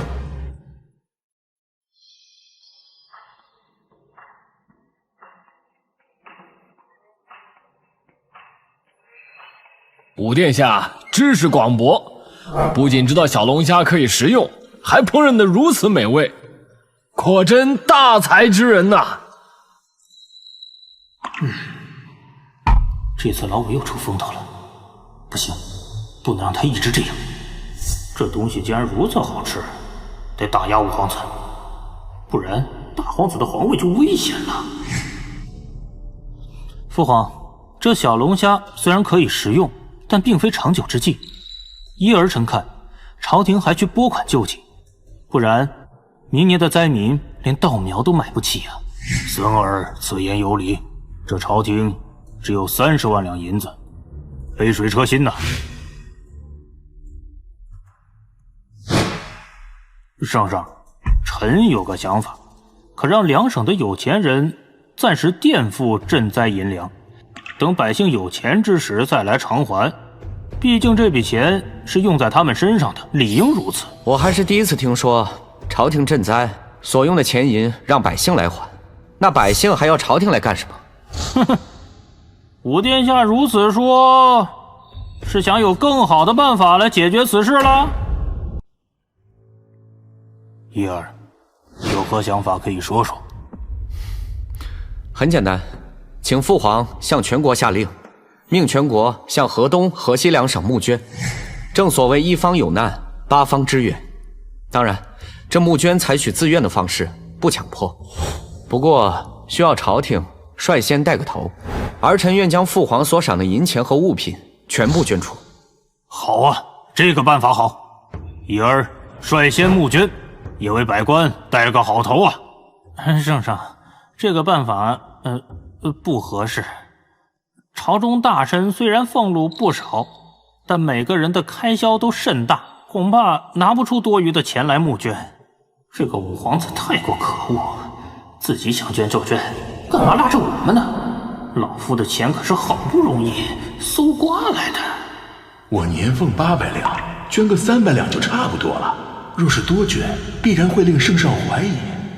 太师，我都说了，这募捐采取自愿的方式，你不想捐，可以不捐。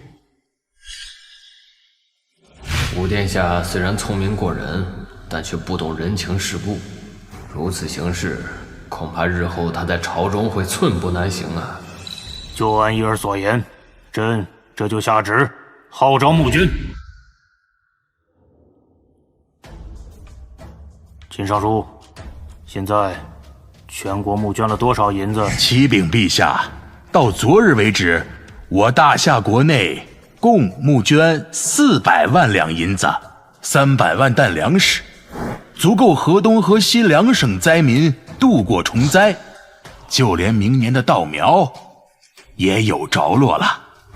启禀陛下，河东河西2省禀报，这10日2省百姓都以小龙虾为食，没有一人饿死。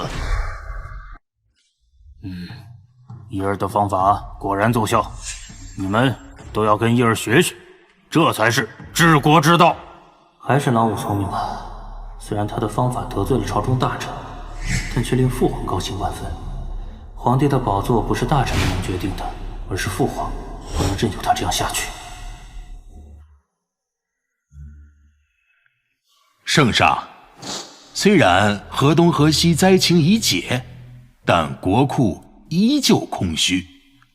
如果发生事情，恐怕朝廷难以应对。既然武殿下能够解决河东河西的灾情，那应该也能充盈国库。老臣也是这么认为。武殿下天纵奇才，这等小事肯定难不住他。在养心殿之前，老臣曾与他偶遇，他跟老臣说，已经想出了解决此事的方法。这两个老东西是替老大朝我发难，尤其是那个太师，老子什么时候和你说过这些了？哦，原来伊儿已经想好了办法。回父皇，儿臣从未向太师提过此事。武殿下，你这可不能在圣上面前如此编排老臣。你如此说，那是陷老臣于不义，这欺君之罪，老臣可担不起。好了，伊儿，你说说，有什么方法能充盈国库？我能有什么办法？之前把自己的身家全都捐出去了。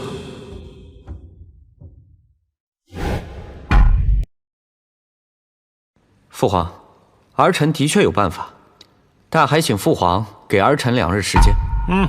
若武殿下2日后拿不出有效的方法，怎么办？太师，你怎么老跟我过不去啊？你身为3公之首，不为国事操心，却老盯着我。既如此，那我便与太师打个赌，若我想出办法，太师捐出全部家产；若我失败了，太师想要怎样都行。想不出办法，就别跟着添乱。父皇，儿臣先行告退。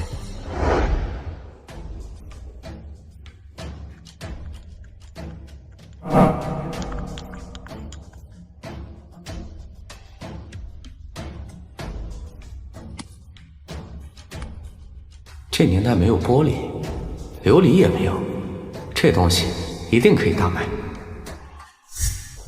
伊儿，此为何物？此物名为琉璃盏。琉璃盏很值钱吗？多了不敢说，几万两银子应该没什么问题。哎呀，武殿下真是胡乱吹嘘啊！这东西并非是玉，也非玛瑙宝石，怎么那么值钱？殿下如何卖出？又卖给谁呀？这一点就不劳太师操心了，我自有办法。哼，圣上，武殿下根本就是欺君，请圣上降罪。这个东西能卖几万两，确实没人相信。这两个老东西，一有机会就使劲参与。今天老子就要狠狠打你们的脸！多说无益，还请父皇下旨，在此处举办拍卖会，邀请京城中的有钱人前来参加。圣上，此物价格如此之高，若是卖不出去，便费时费力，且请商贾入宫有失体统。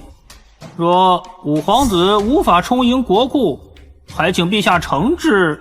好啊，若我将其高价卖出，那就请父皇免去太师职务，令其告老还乡。好，我就跟武殿下打这个赌。感谢诸位能参加本殿下的拍卖会，本殿下十分感激。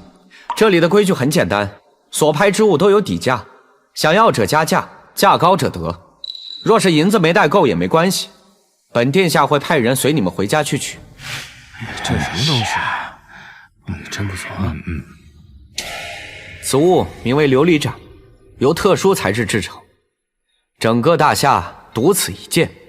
琉璃盏，我还是头一次听说有这么个东西，它是干啥用的呢？哎呀，我也没见过这个玩意儿，这玩意儿看着还不错，这可是皇宫之物，买回家是倍儿有面儿啊！琉璃盏的底价为2万两，每次加价不得低于5000两。有哪位朋友想要，可以出价了。殿下真是异想天开呀！此摆件要2万两白银，有道是无奸不商。这些商贾一个比一个精明，今天他要是能卖得高价，本太师趴着出宫。太师所言极是，傻子才要他这个东西。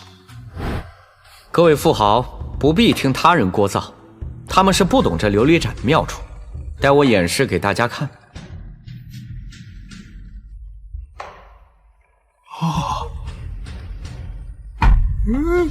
哎呀，居然有如此美丽的光芒，实在是令人陶醉啊！真难怪殿下要卖2万两银子呀！若是将此物放在家中，这神仙都要拜访啊！哎呀，妙啊！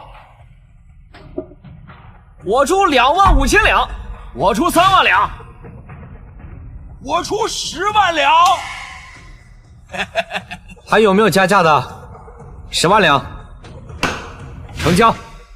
恭喜这位富豪夺得琉璃盏。接下来拍卖的是一件挂件，底价为1万两，想要的朋友可以出价。我要！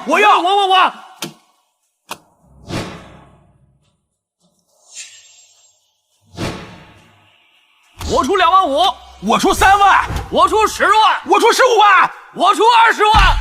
恭喜这位富豪获得最后一件珍藏品，本殿下会派禁军护送诸位回家。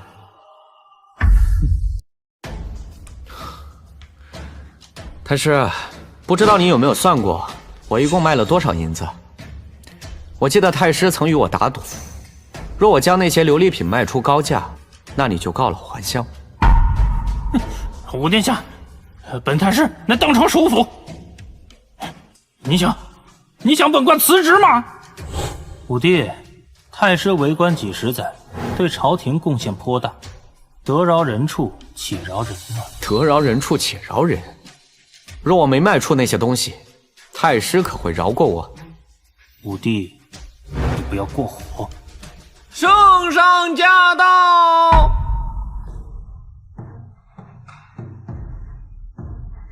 父皇，今日武帝将琉璃品卖了175万两银子，居功甚伟。儿臣请父皇重重赏赐武帝。女儿竟然卖了这么多银子，你说需要什么奖赏？父皇，为朝廷分忧乃是儿臣的本分，儿臣无需奖赏，但儿臣与太师的赌约需要履行。圣上，之前只是老臣与武殿下的玩笑话，当不得真，望圣上明鉴。是啊，父皇，太师功高劳苦，若因为此事就将其贬出朝廷，可能会让他人寒心呢。你们是说，这人可以说话不算数是吗？太师是当着朕的面打下的赌约，今日输了就想赖账？是，圣上。老二和老四都是父皇的亲儿子，他们输了赌约都被赶出了皇宫，更何况你一个外人。太师既然输了，就要履行赌约，明日递上辞呈，告老还乡吧。父皇，太师一生辛劳，临走之时，朝廷应该看看太师还有多少家财，是否需要朝廷的帮助。毕竟曾是太师，不能让他走得太寒酸。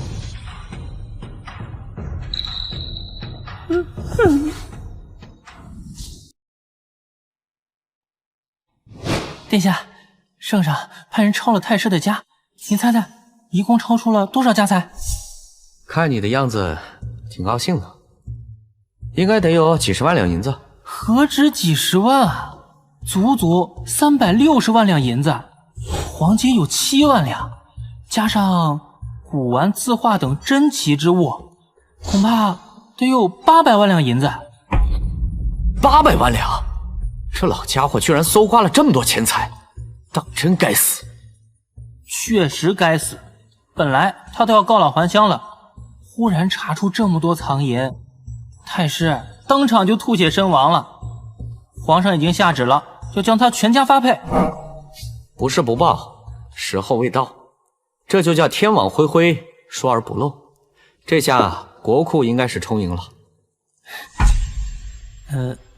殿下，除了此事，奴才还听闻南西省发了大水，无数百姓遭灾，十分凄惨。哦，南西今年的雨水很大吗？是挺大的，10几个大堤都被冲垮，所以才会如此。水可养人，亦可制造灾难。稳固大堤是重中之重。刘志，你去给我寻些石灰、粘土、铁矿粉。殿下要这些东西做何？做混凝土，稳固大堤。哦，快去吧。是。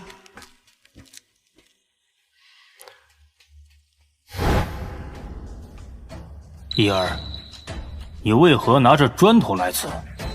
听闻南溪大雨，10几座大堤被冲毁，儿臣特地发明了这混凝土，用来加固大坝，替父皇解忧。原来这位就是武殿下呀！你刚才说什么？用这东西来加固堤坝？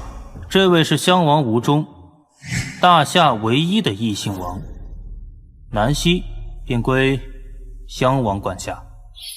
你害得我儿子蹲大狱，老子得让你好好的出出丑。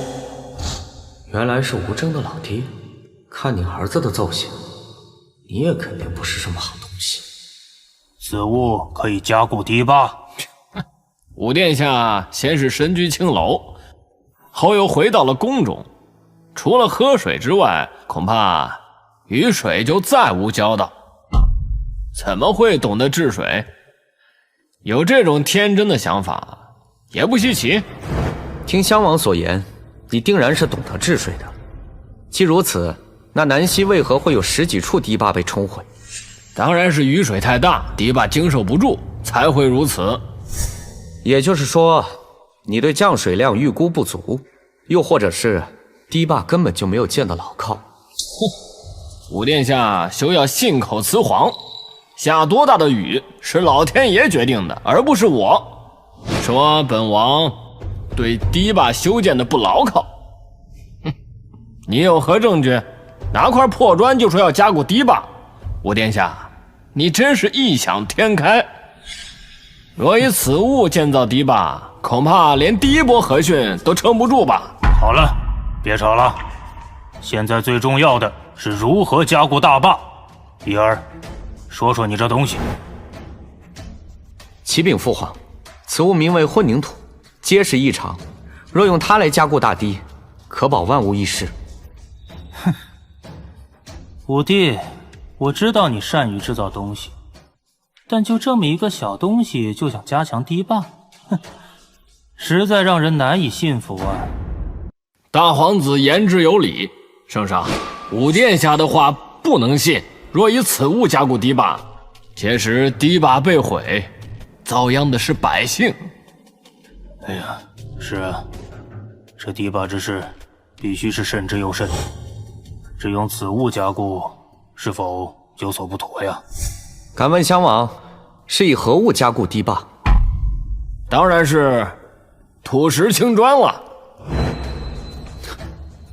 父皇，此物的硬度是青砖的6倍，即使遇到大水冲刷也不会损坏。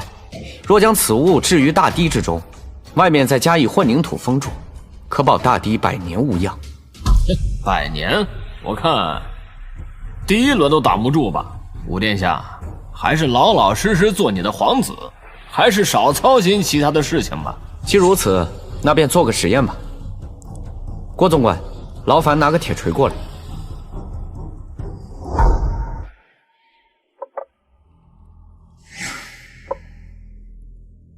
父皇，我这砖头人力不可破之，有谁不信，可以来试一试。哼，这等东西，只要我轻轻用力，就能将其砸得粉碎。今日我就揭穿你的骗局。襄王，请吧。哼。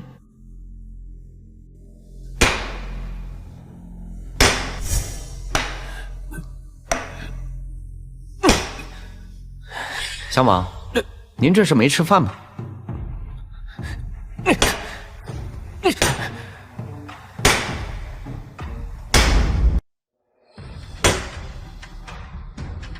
襄王，觉得我这砖头如何？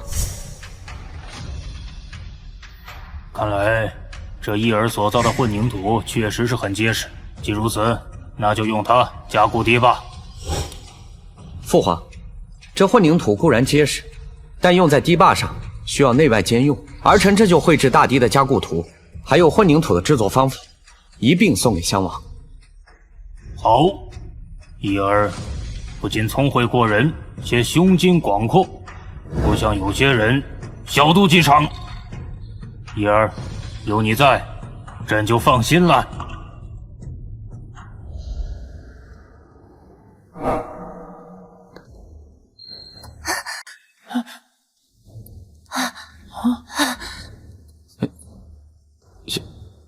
小吕子，快去看看。哦。殿下，是个禁军，已经昏迷了。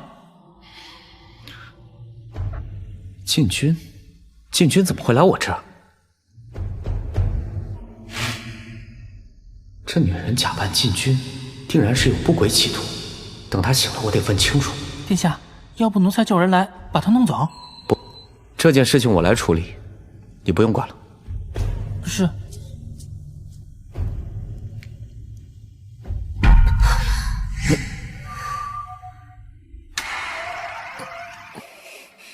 我去，我去，这小妞长得可真漂亮。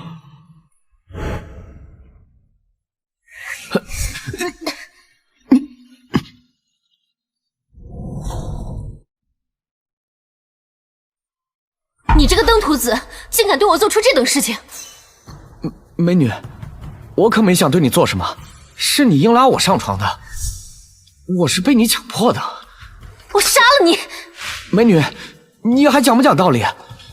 明明是你那个了我是被强迫的，吃亏的是我好吗？我是被人下药才会如此，难道你会看不出来吗？没看出来。你冤有头，债有主，谁给你下药，你就去找谁嘛。你在我这逞凶算什么嘛？对了，是谁要害你啊？不关你的事，我们之间就当什么都没有发生过，我也没到过这里。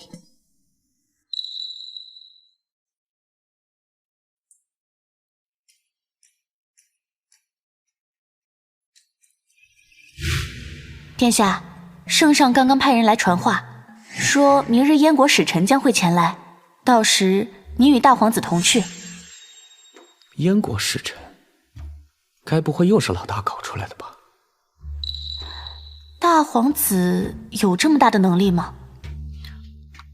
还是小心一点的好。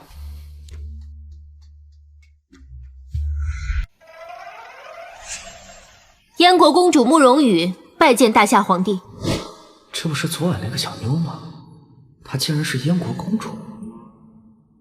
慕容公主，不必客气，不知来我大夏所为何事？这是昨晚那个人吗？他居然坐在这里，看样子他就是大夏的五皇子。燕夏两国近些年来纷争不断，时常会起摩擦，尤其是边境几城，百姓苦不堪言。现在我大燕国想出了一个折中的办法，不动刀兵便能解决此事，不知大夏皇帝可否应允？是啊，这最近几年，我们两国的确是摩擦不断。若真有这种办法，那朕自然是无有不许。不知公主有何方法？很简单，用此物便可。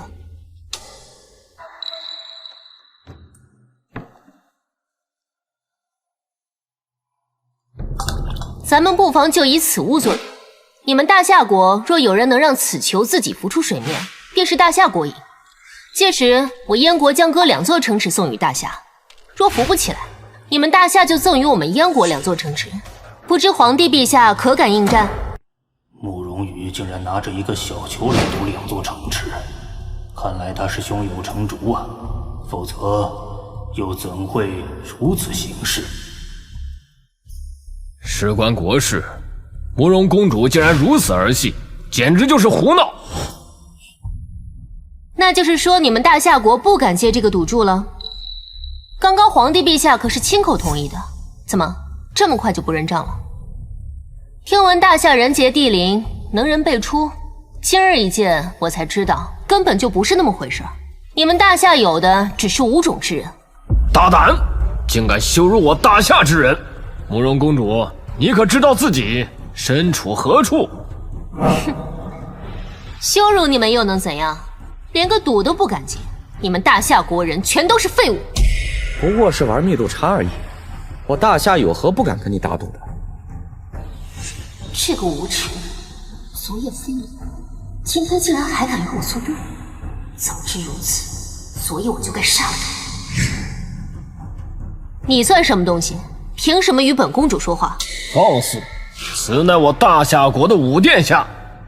那他说话算数吗？自然是算数。武帝，此事不可鲁莽。铜球入水，如何自己浮起？哼，若是简单，慕容公主也不会以此物作为赌注。殿下所言有理，事关边境2城，武殿下不可胡来啊！父皇已经应允了，难道我们大夏要说话不算话吗？被人家一个小小的球就给吓到了，那传出去，我们大夏威严何在？一儿所言有理，慕容公主，这赌注我大夏接了。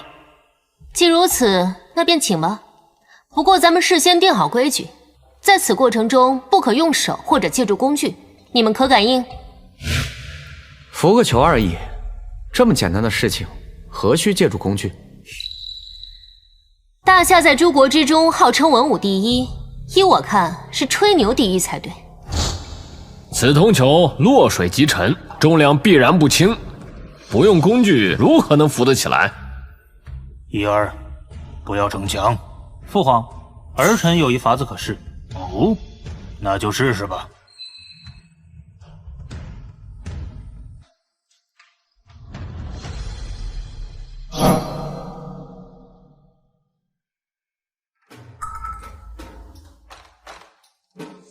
慕容公主，此球已出。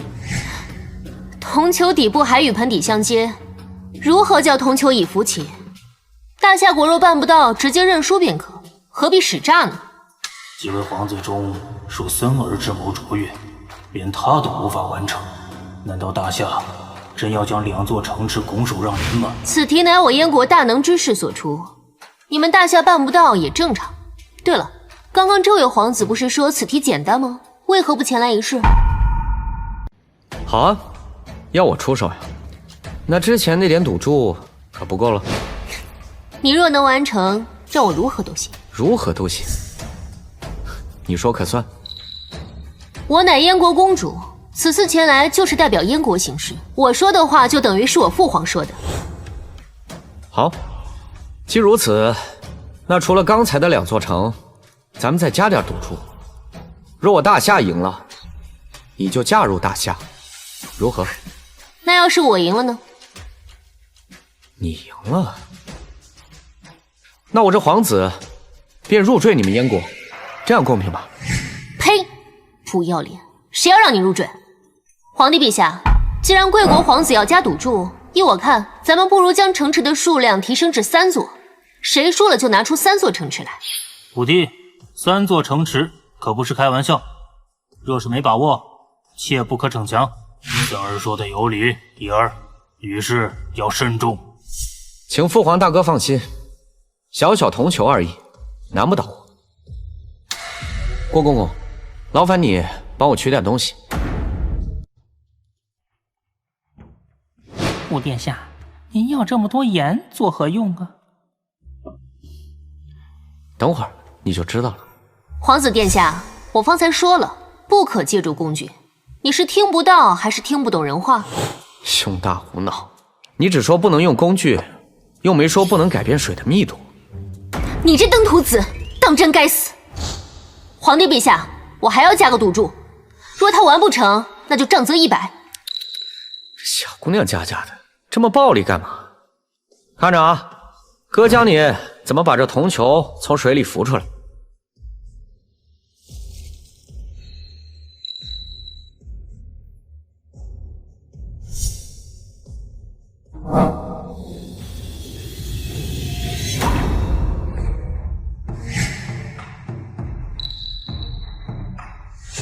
慕容公主，你现在还有什么想说的吗？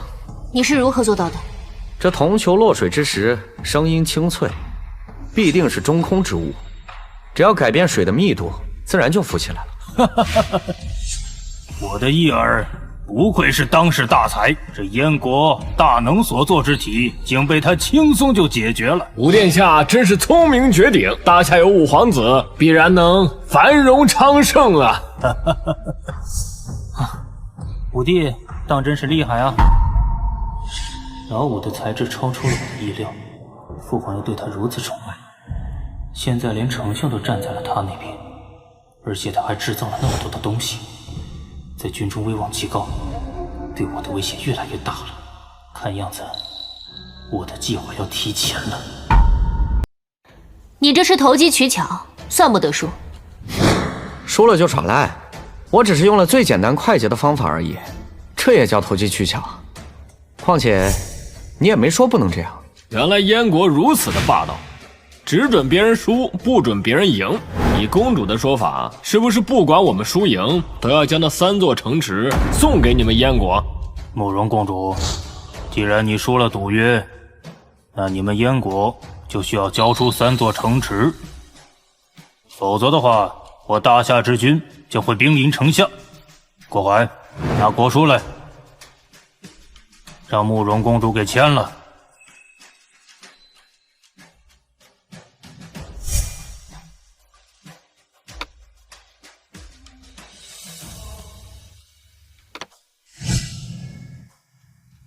皇帝陛下，第一场就算是大夏赢了，不过我还要再比一场。这次我们燕国赌5座城池，不知皇帝陛下可敢应战？哦，慕容公主还要比什么？大夏自称文学乃是天下第一，那今日我就与你们比对对联。要与我们比对对联？慕容公主，你这不是主动送城池给我们吗？既然慕容公主有此雅兴，那这比试朕接了，只凭这殿内之人，便可令你输得心服口服。皇帝陛下切莫高兴得太早，对联并非由我来出，而是由文书阁的聂远聂大才子。在下聂远见过大夏皇帝陛下。陛下，文书阁乃是天下文人的最高殿堂，甄聂远又是文书阁中的大才之人，他出的对子定然是难上加难呢。没想到这燕国竟能请出文书阁的人。三儿一儿，这比试就看你们俩的了。父皇放心，定不会让父皇失望的。皇帝陛下，在下觉得只有他们2位不足以与在下匹敌，还请陛下张贴皇榜，将大夏的所有名士都请过来，不然在下会觉得不过瘾。聂远，你休得猖狂！我大夏的2位殿下都乃文学奇才，定然能对得上你的对子。哼，那就试试。我出一上对，看看2位殿下能否对得工整。听好了， 1乡2里共3夫子，不识45经6义，竟敢教7、8、9子，十分大胆。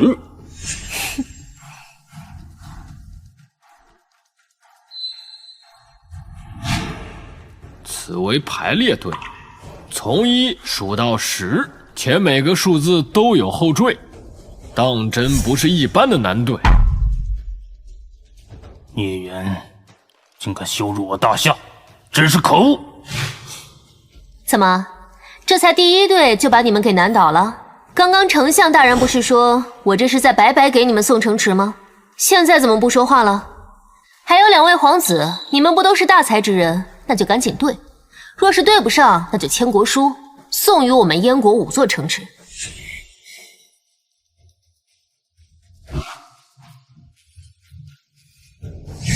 3212，你们可能对得出？父皇，此对着实太难，儿臣对不出。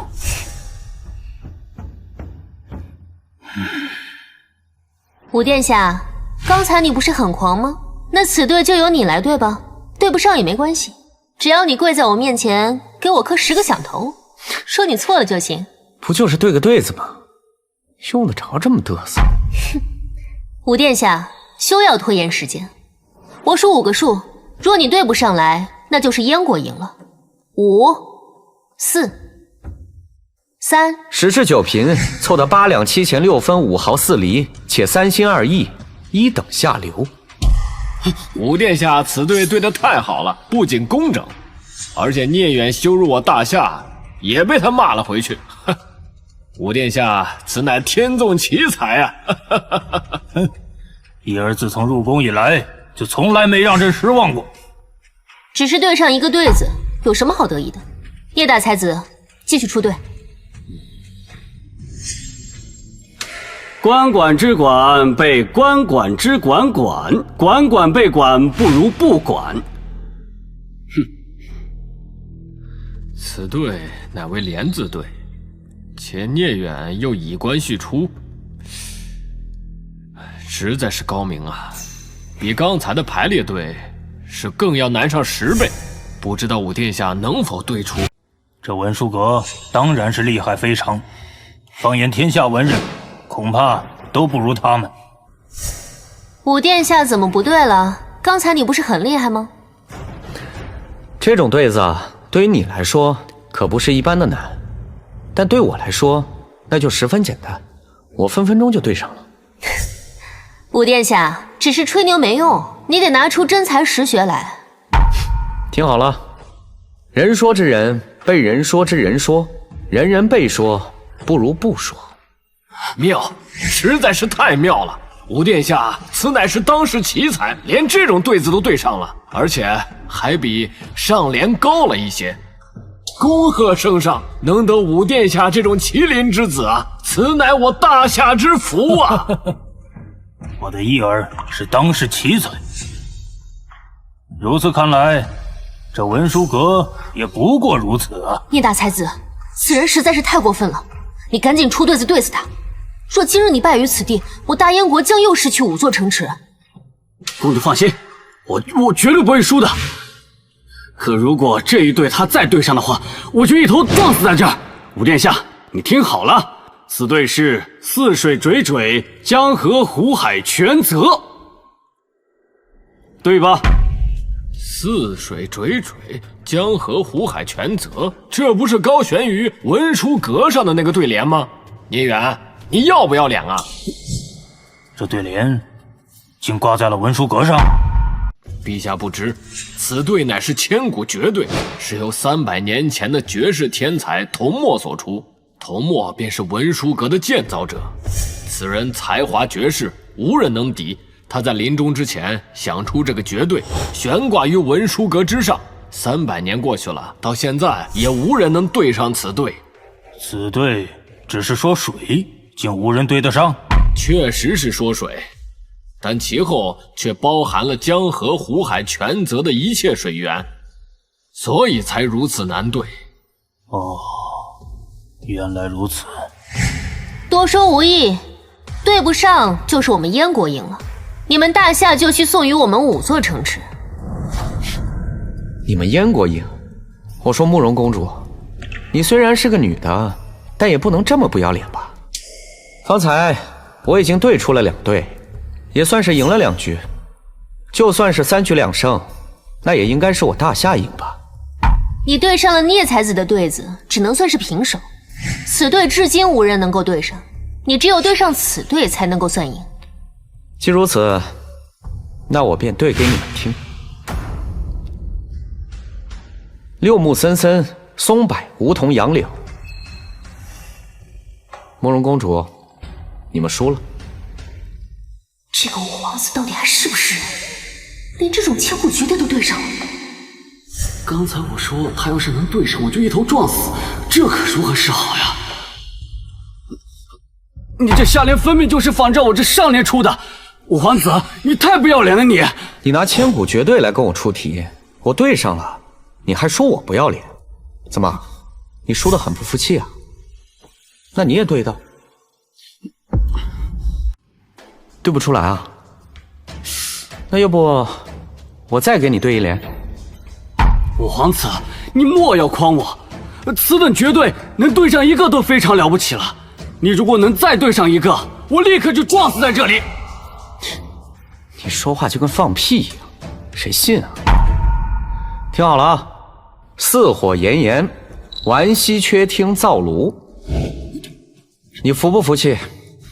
上一联以木相对，这一联以火对水，实在是绝了。五殿下的文采已然高于文殊阁了。这不可能，此乃千古绝对，你竟然同时对出2个下联，你绝对是抄袭别人的。你拿千古绝对给我出题，我对上了，你又说我是仿照你所对。现在我连对2联，你又说我抄袭。聂远，你们文殊阁的人都像你一样无耻吗？学艺不精就不要出来丢人现眼。况且你的人品还这么差，这事儿要是传出去了，别说是你，就连你们文殊阁都要遭到诟病。聂远，我要是你，我就撒泡尿把自己淹死算了，还好意思站在这里犬吠？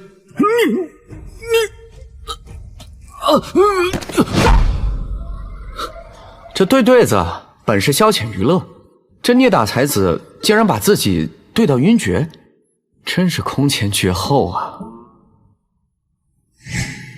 慕容公主，你现在还有什么说的吗？这个登徒子竟然有如此文采，看来这次是我大意。郭公公，把国书拿过来，让慕容公主签字。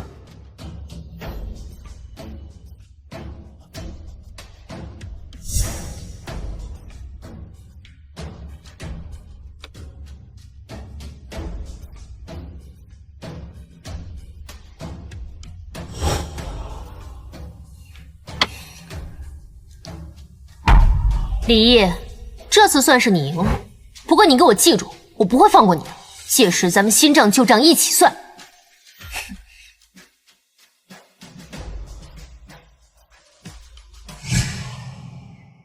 怡儿，你凭借自己的才智赢回了燕国8座城池，你说需要朕奖励你什么？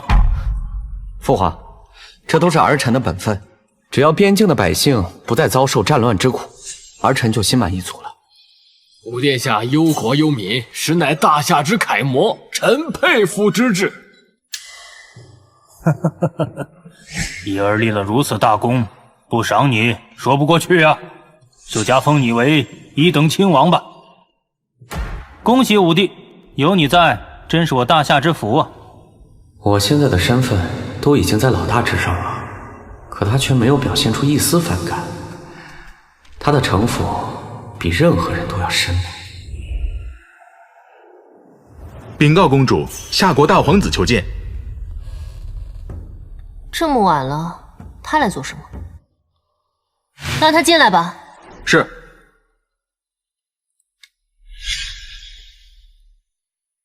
不知大皇子到此所为何事？慕容公主不要误会，我不是来找麻烦的。那你来做什么？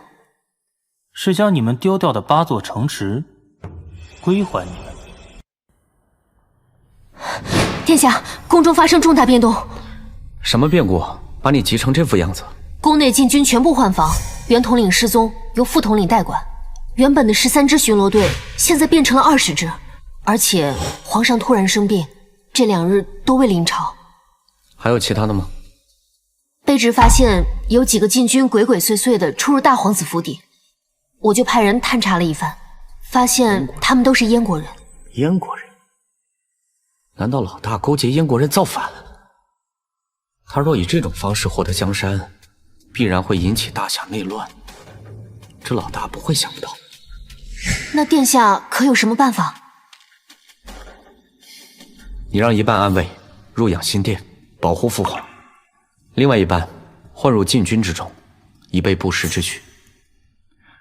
另外，你要随时盯着老大的动向，随时向我禀报。是。老大终于忍不住了，想要夺取皇位，但他绝不会这么明目张胆的造反。这家伙肯定还有后手。殿下，圣上派人来传旨，召您入养心殿。来人说，圣上的情况不妙。什么？父皇的情况不妙？子晴，若宫中发生任何变故，你和吕雉立刻离开四季宫躲起来，明白了吗？是。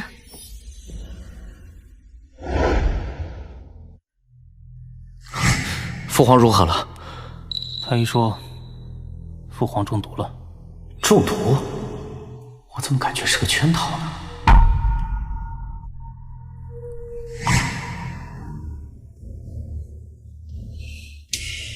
混账！谁让你们进来的？李森，我们不是为了你，而是为了武殿下。哦，武帝，这是什么意思？难道你还看不出来吗？我们大燕国支持武殿下登基，现在四周都已经被我们包围了，谁敢反对，就地格杀。武殿下竟然勾结燕国，想要谋权篡位，这就知道这是个圈套，难怪老大敢明目张胆的换防禁军，原来是诬陷我要造反。哼，武帝，他说的可是真的？莫非父皇中毒也跟你有关？武殿下，圣上对你体恤有加，刚封了你做1等亲王，你居然就造反，还谋害陛下，当真可诛啊！大皇子，诸位大人，圣上中毒的确是武殿下所为。前日他给陛下送了吃食，陛下食用之后便感觉不舒服。陛下一直宠爱武殿下，老奴就没有多想。可武殿下居然公然造反，那老奴就不得不说了。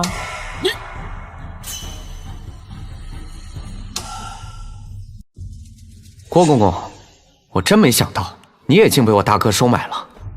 武殿下，老奴从未被人收买，只是你连亲生父亲都毒害，老奴实在看不惯你这种行径。孙大人，还有一事，三殿下也是被武殿下所杀，此事乃老奴亲眼所见。什么？武殿下还杀了3殿下？你武帝呀武帝，没想到你竟然如此的恶毒。大哥，你的心机还真是非他人可比，难怪当初父皇叮嘱我不是你的对手，你筹划的还真周全。武帝啊武帝，都到什么时候了，还在诬陷我？我真不知道该怎么说你好。念在咱们是亲兄弟的份上，只要你认罪，我饶你不死。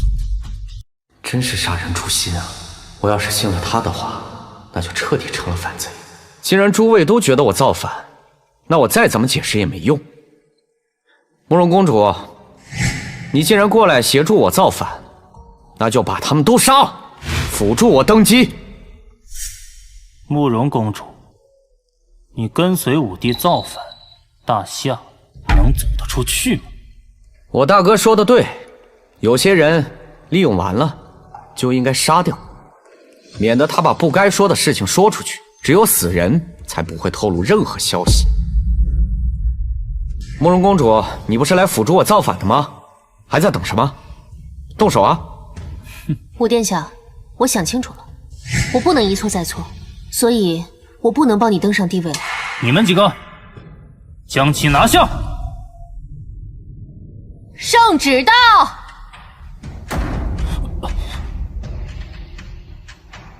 朕竟感身体不适，恐怖久矣，为国家计，特立五子李毅为太子。钦此。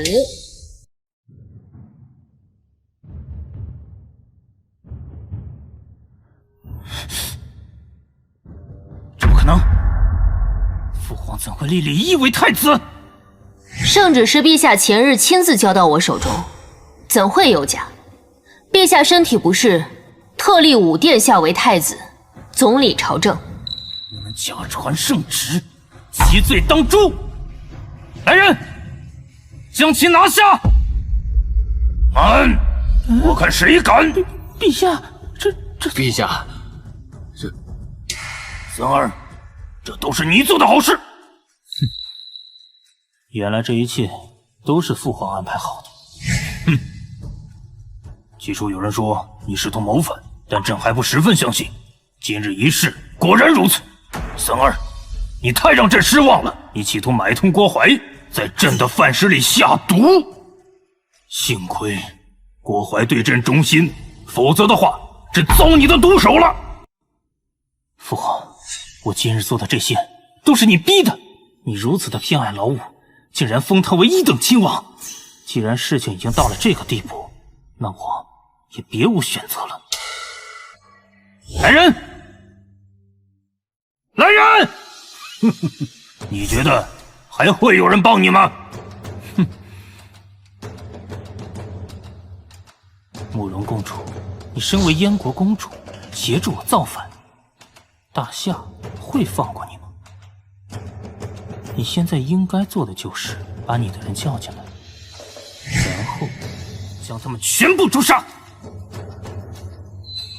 待我称帝之后，定封你为后。慕容羽，你已经是我的女人了，我俩已经有了夫妻之实，难道你还想谋杀亲夫？原来那一夜你是去了武帝那儿。殿下，你……子清，此事我未与你说，是我的不对。不过你放心，我不会辜负你的。你这个登徒子，毁我清白，我又如何能帮你？慕容羽，那夜的情况你很清楚，我猜是大哥给你下的药吧？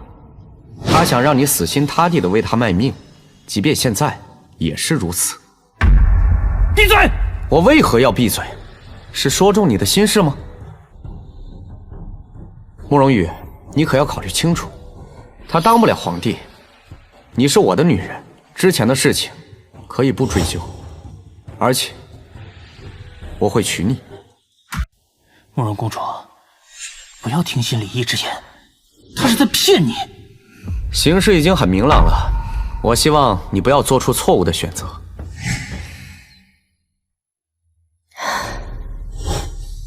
大皇子，事情发展到如今这个地步，我不能一错再错了。李毅已经是我的男人，我没有办法对他痛下杀手。事到如今，你还要挣扎吗？你这个野种，要不是你，父皇的位置是我的。我杀了你！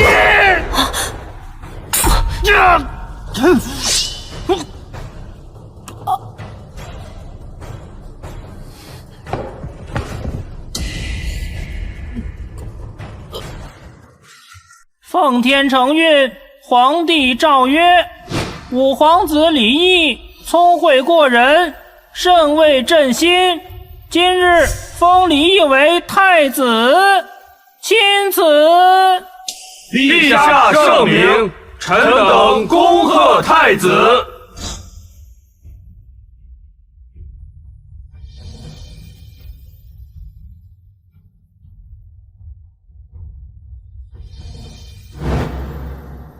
启禀圣上，臣听闻边塞寒冷，每年都有无数士兵生冻寒之症。既然吾殿下已成太子，总理朝政，还不如就由殿下想个办法，帮边塞的将士们过冬。老大都被我给收拾了，这个吴中还出来蹦跶，简直就是找死。一儿，你可有办法？回父皇，这种事情很简单。我知太子殿下聪慧过人，但也无法事事都能解决吧。将士们可比不得你，有上等的御寒之物。若太子说给边关的将士们配备顶级的御寒之衣，便是将国库掏空了也不够。太子这是站着说话不腰疼。不过是御寒而已，用得着花多少银钱吗？我只需1万两，便可让边关将士们不再受寒冻之苦。1万两银子？边关可是有10万将士，这点钱便是普通的军服都不够。殿下不会是只弄些粗布衣料糊弄他们吧？只需一些纺织面料、鸭毛、鹅毛，便可让边关的数10万将士度过寒冬。这些花不了多少钱吧？什么？鸭毛、鹅毛？本王还是第一次听说这些东西能够御寒。殿下如此糊弄边关将士，难道就不怕他们哗变吗？边关乃我大夏重中之重，一儿可不能寒了将士们的心呢。请父皇放心，儿臣可以先行制作出来，届时父皇就知道能不能行了。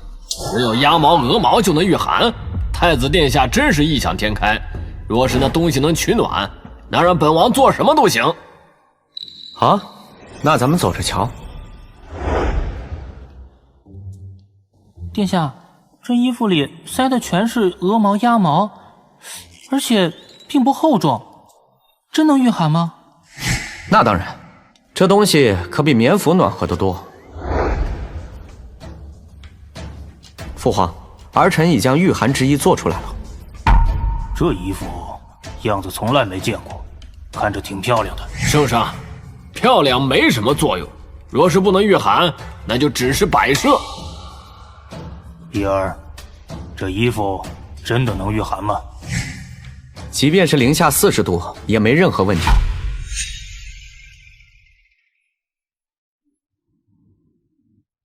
啊，我的意思是说，即便是很冷的天，只要穿上它，就感觉不到那么冷了。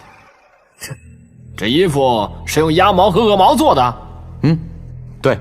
鸭毛和鹅毛怎能御寒？殿下是在坑害边关将。既然襄王质疑我，那就由襄王来试穿一下这衣服。好，那本王就试试殿下所做的寒衣。若是无法御寒，还请圣上责罚。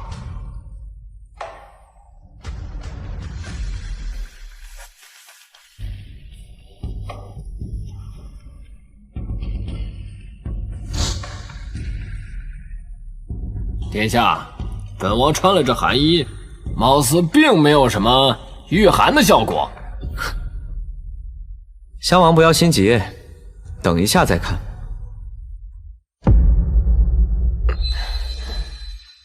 襄王，感觉如何？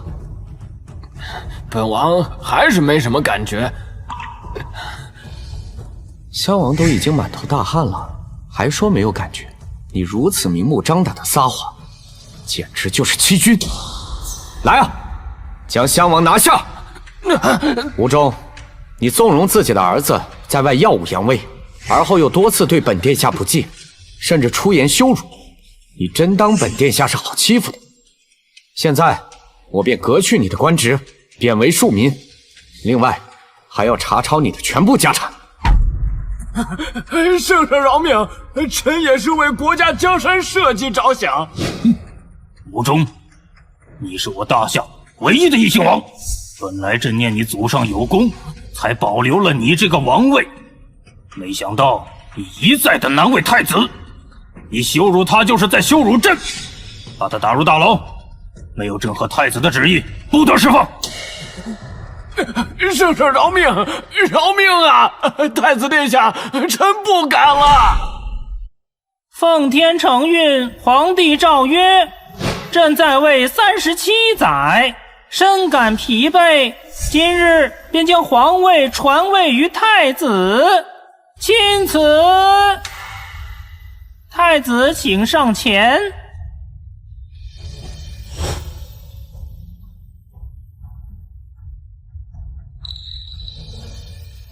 义儿，朕老了，今日便把这江山交给你。凭你的智慧，朕相信你一定可以让大夏昌盛兴隆。儿臣多谢父皇，儿臣谨遵父皇之命，强我大夏，江山永固。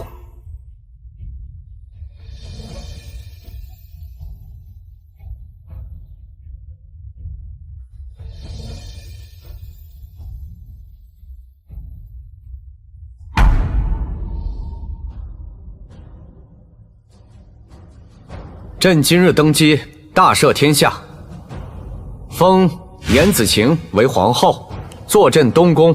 谢主隆恩。封慕容羽为贵妃，坐镇西宫。谢主隆恩。设立军机处，孙正言为6部之首，统领军机。谢主隆恩。设锦衣卫，屈延为锦衣卫指挥使。谢主隆恩。朕为人一向赏罚分明，有功者赏，有过者罚。从明日起，朕将推行新政，凡有阻拦者，一律诛杀。万岁！